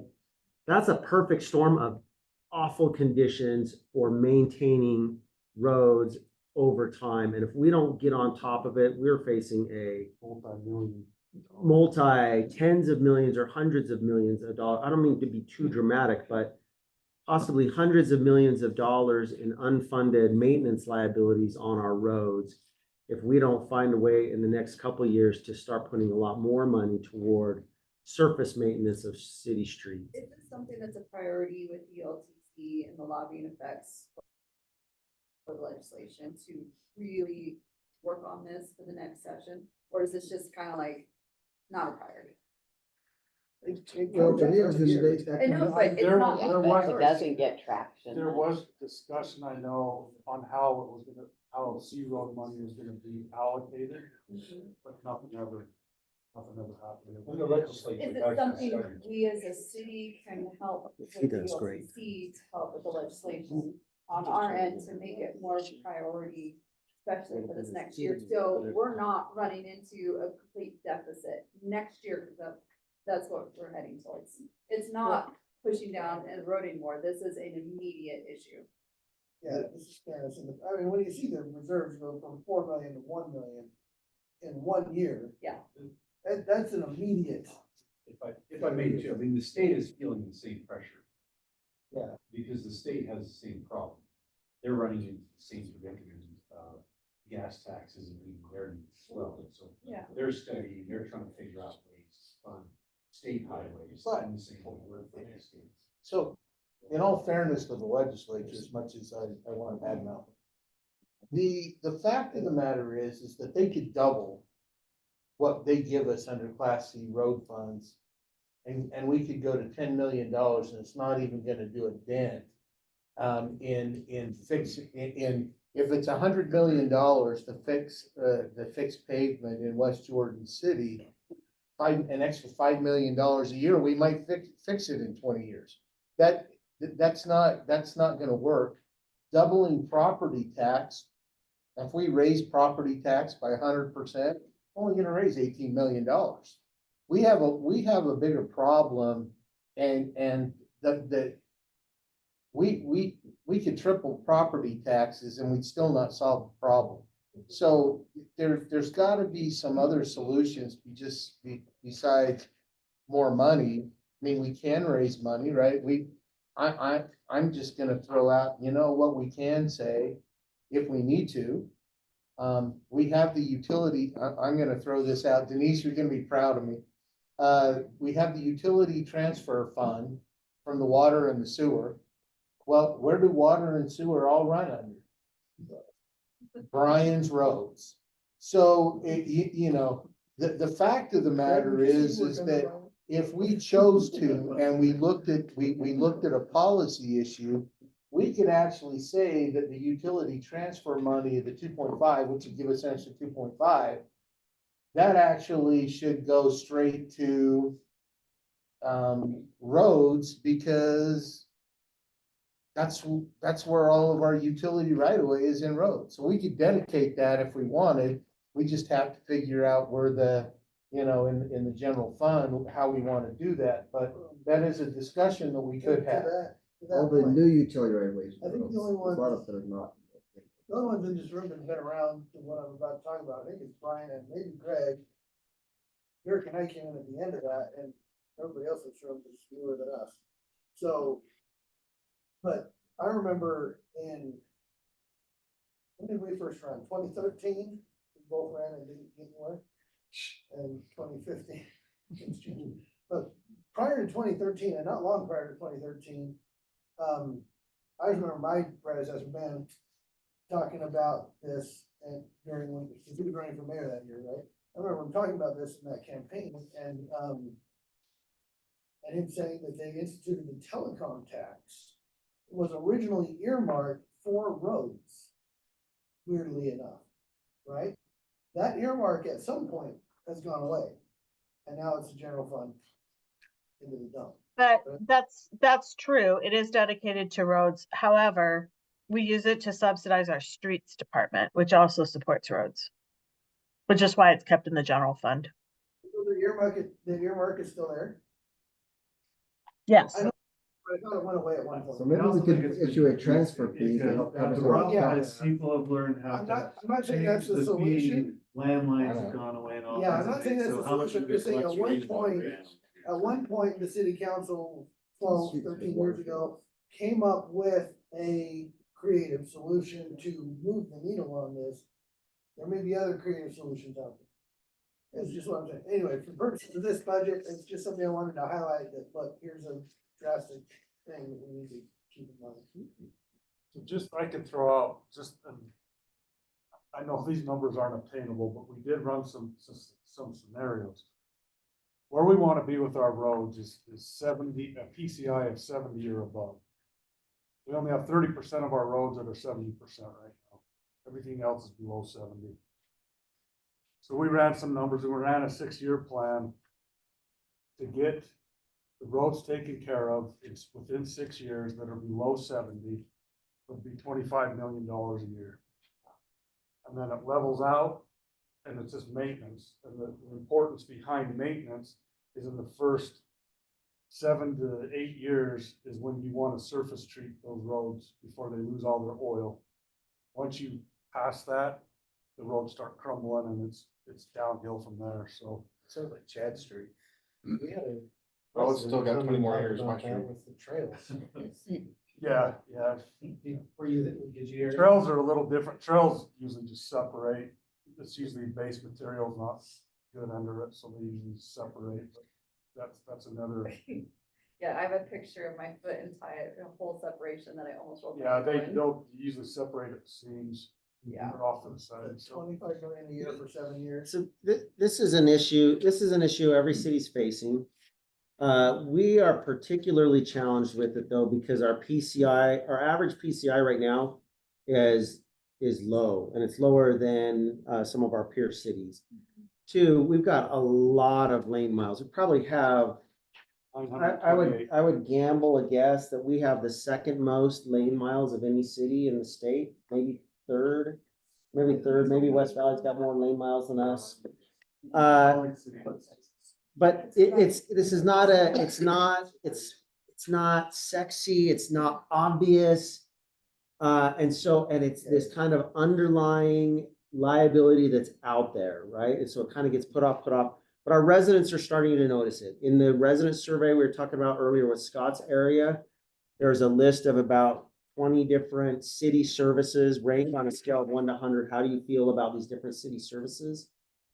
Of all of those issues, surface maintenance of city streets was the lowest. So our residents are starting to take note that this is something we will need to do Our about. snow removal is at 59. Yeah. When you, as elected officials, when we're out talking to the electorate, that's what we hear. The roads, We hear that. roads are not the last thing we hear. No, That's for it's sure. at the top. Yeah. So this is going to require a multifaceted response. It's going to require some new revenue. It's going to require a big commitment, a big investment. We'd like to come back with a long-term strategy on this issue over the next few months and say, okay, how do we tackle this together and look at this in future fiscal years in a real way? In the meantime, in this fiscal year, drawing down the Class C fund balance lets us take the money and not have it sit in funds, but actually get it out into the streets and the sidewalks. When it sits in there, the roads get bad faster and we can work on our own. They print Right, money oh, no, out I'm not- east. I'm Maybe not- we could have our lobbyists get us some road money. There you go. Yeah, and I'm not bullying the budget here or saying that we shouldn't do what we're doing. I'm just highlighting that this is when I go through the budget, I look for red flags. This is a red flag. Yeah. This is a big giant glowing red flag. We have a lot of little red flags, pink ones, yellow ones. That's a big one.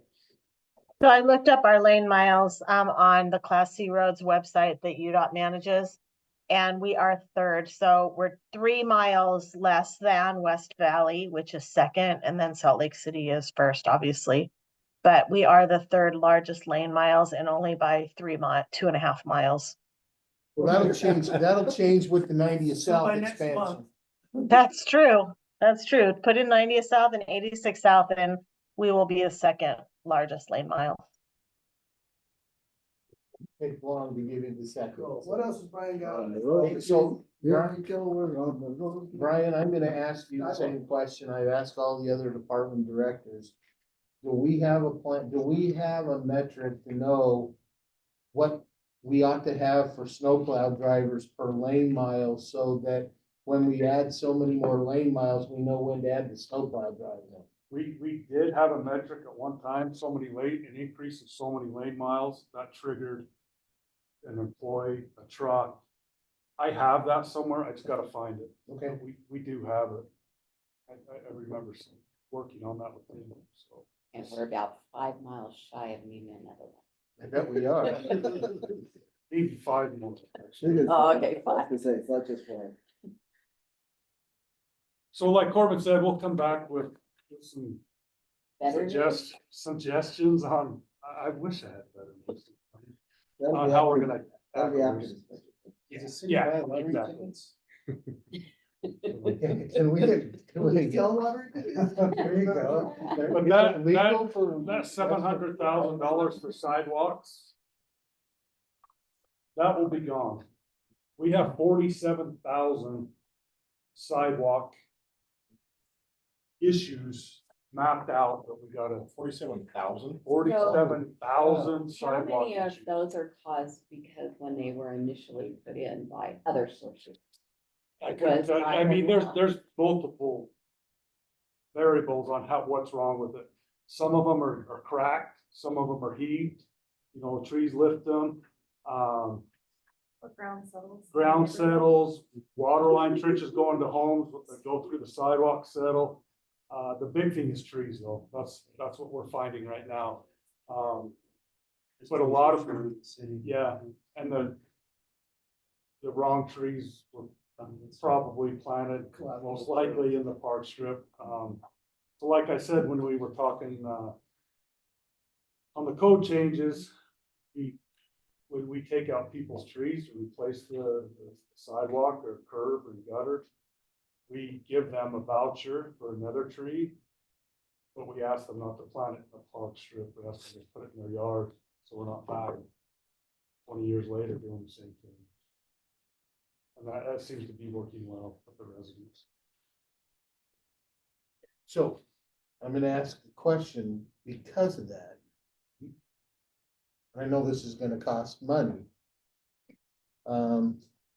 But if we were to have some sort of voucher program to say, take the trees out of your park strip, move them someplace else, would that be cost beneficial for a bunch of neighborhoods that would stop if the people did it, it would stop the sidewalk from being ripped up? You know where I'm going? Are you saying remove existing trees? Cause that would not probably work. No, what I'm talking about is offering the resident a voucher, just like we're doing now, To remove the tree. to remove the tree and put it I thought you were someplace saying, else. take the tree out and move it, like, I don't think. No, I'm talking about taking out the tree and putting a new one in.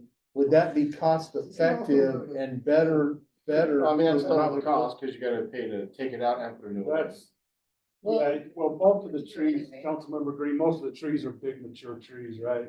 That are usually even sidewalks. Yeah.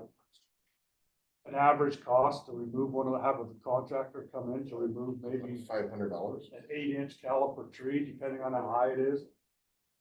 8,000 to 1,500 Well, but bucks. what I'm wondering is, I'm not talking about the mature trees that have already ripped up the sidewalk. Okay. I'm talking about Oh. newer trees I to see. say, hey, we identify the little 1-inch caliber trees that have been put in there and say that you could rip it out with your truck and say, move them someplace else. So So we you could do a don't. policy of no new trees in parking strips. Well, it's that too, but we now have approved trees and parking strips, right? We have a Won't suggested do that. tree list.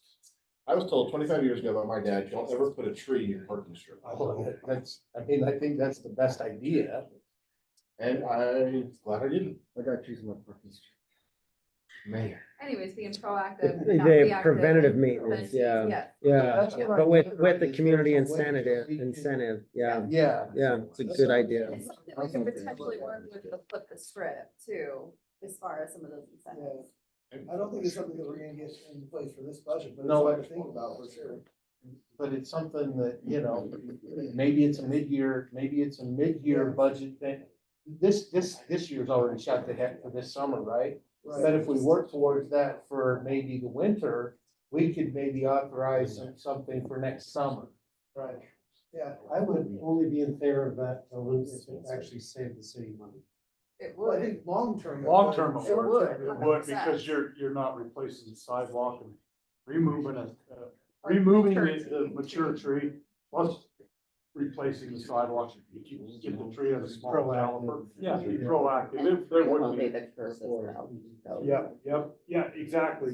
Usually when the tree's lifting the sidewalk, It's lifting the lifting the curb. So when we go in and overlay, we have to go through that entire area, replace the curb, gutter, and the sidewalk.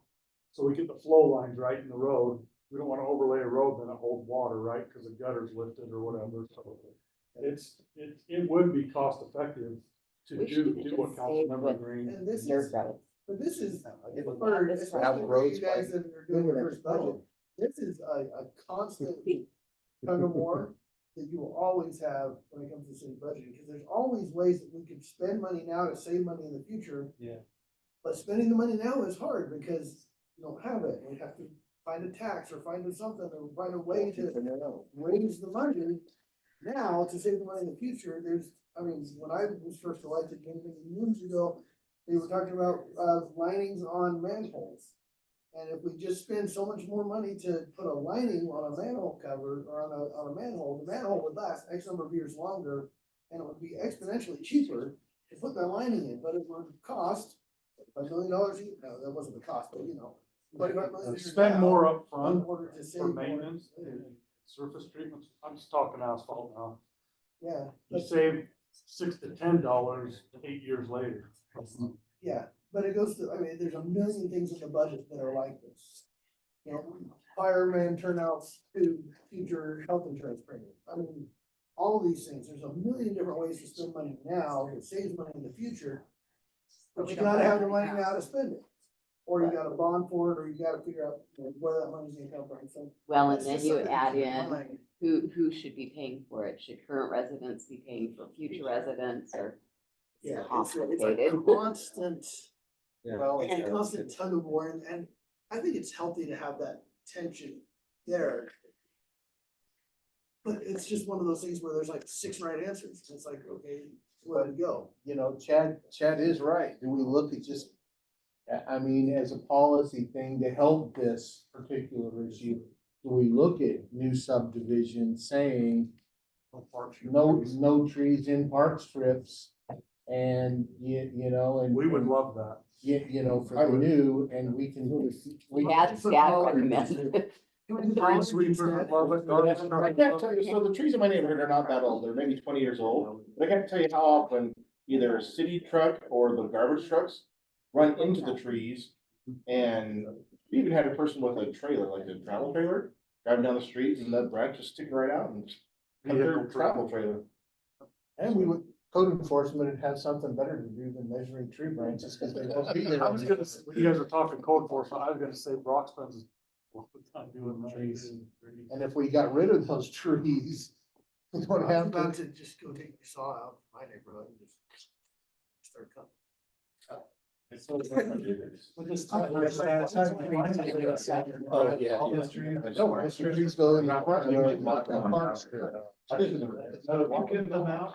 That's just, Rick brings up another point, is the dark strip trees cause havoc on the water lines and sewer lines. Got a picture here of a water line repair underneath a tree. We had to pull out the tree just to fix the hole in the water line. Well, maybe. So I'm we in need favor to- of you removing trees from parks. Maybe we need to look at a policy to help that, because it's costing us so much money. Let's wrap up the roads there and. see if, Because underneath the tree. Right? All right, That's how we fixed it, we just met with covering cars. That's right. We still have cars, we don't. It's the habit, right? So I say we would do the suggested trees in park strips and do suggested plants instead. All right, what else do we have, what else do we have? What's next? For public works? Denise? Right? She's probably asleep. Denise is asleep by now. I'm not asleep. I can, just listening. Or as can be, going, what the hell is wrong with you? Okay, so the next portion for Brian, if you don't mind, is roads CIP, and we're just gonna quickly go over that we've got other government contributions for roads, thanks to Tani and our lobbyists, of $6.1 million next year, and that's for some work on 90th South, that construction continuing, 86 South construction, and the $1.1 million that we got a few years ago that we're getting ongoing for 15 years. And then 271,000 for Salt Lake County for a 1300 West contribution for some property acquisition. The projects for road CIP for Brian, he's proposed $60,000 in studies, and all these projects are listed on page 166 of your budget. $16.3 million of road construction. His engineering team is going to be very busy this year. And then developer reimbursements of $500,000, and that would be related to upsizing that we're requesting of a developer.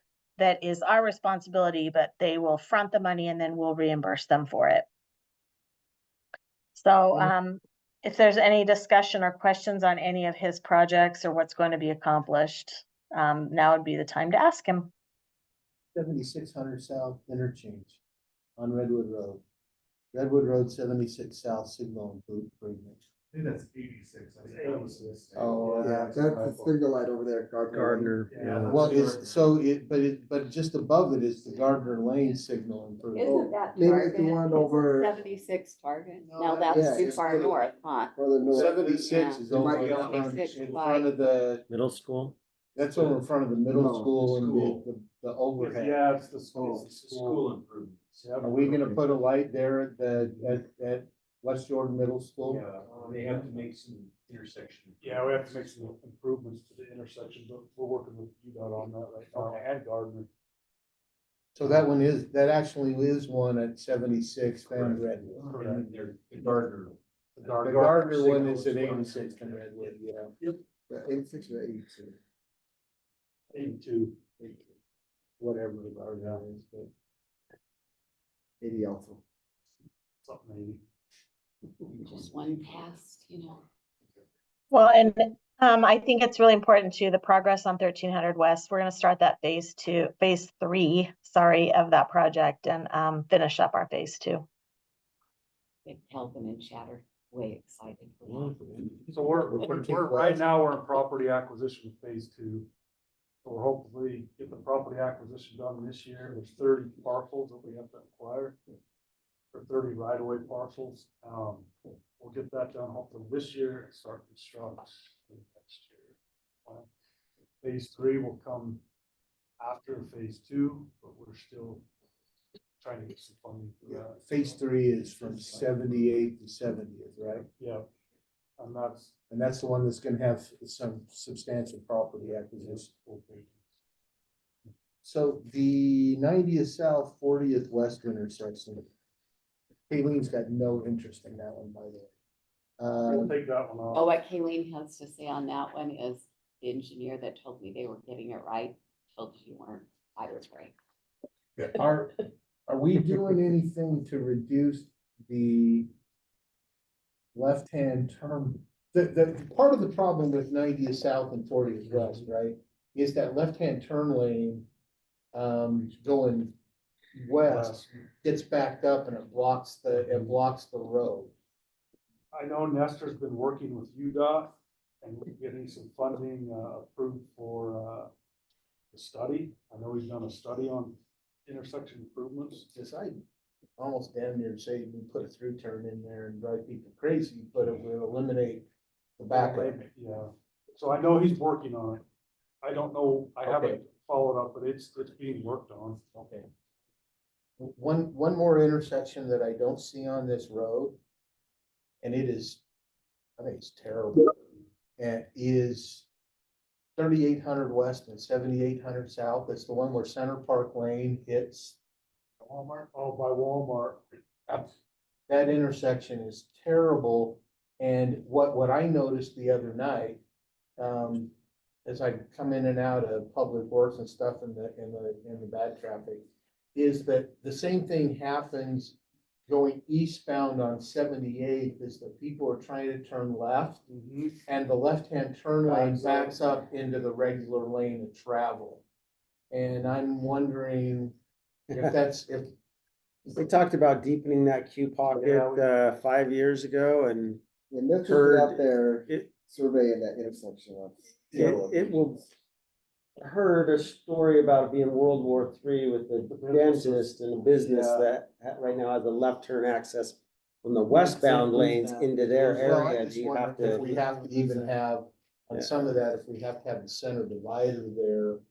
Because that's what's causing part of the Right, traffic. yeah, Kicks yeah. it out, right? They kick So it out. it's a little bit of trade-off, right? We can improve east-west traffic there, and east-west flow.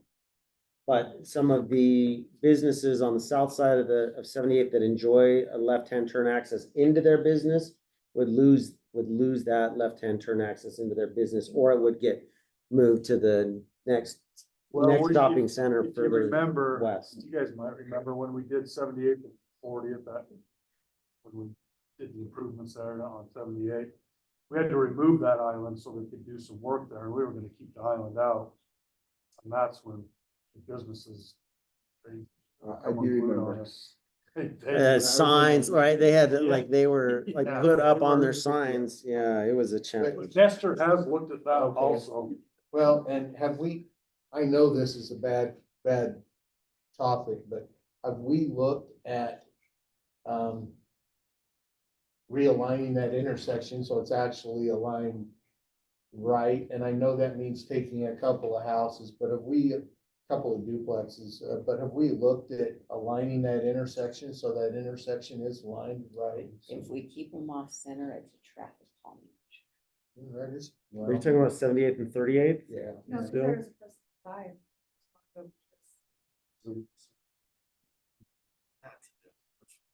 So. Oh, that's That right. was- 48. Oh.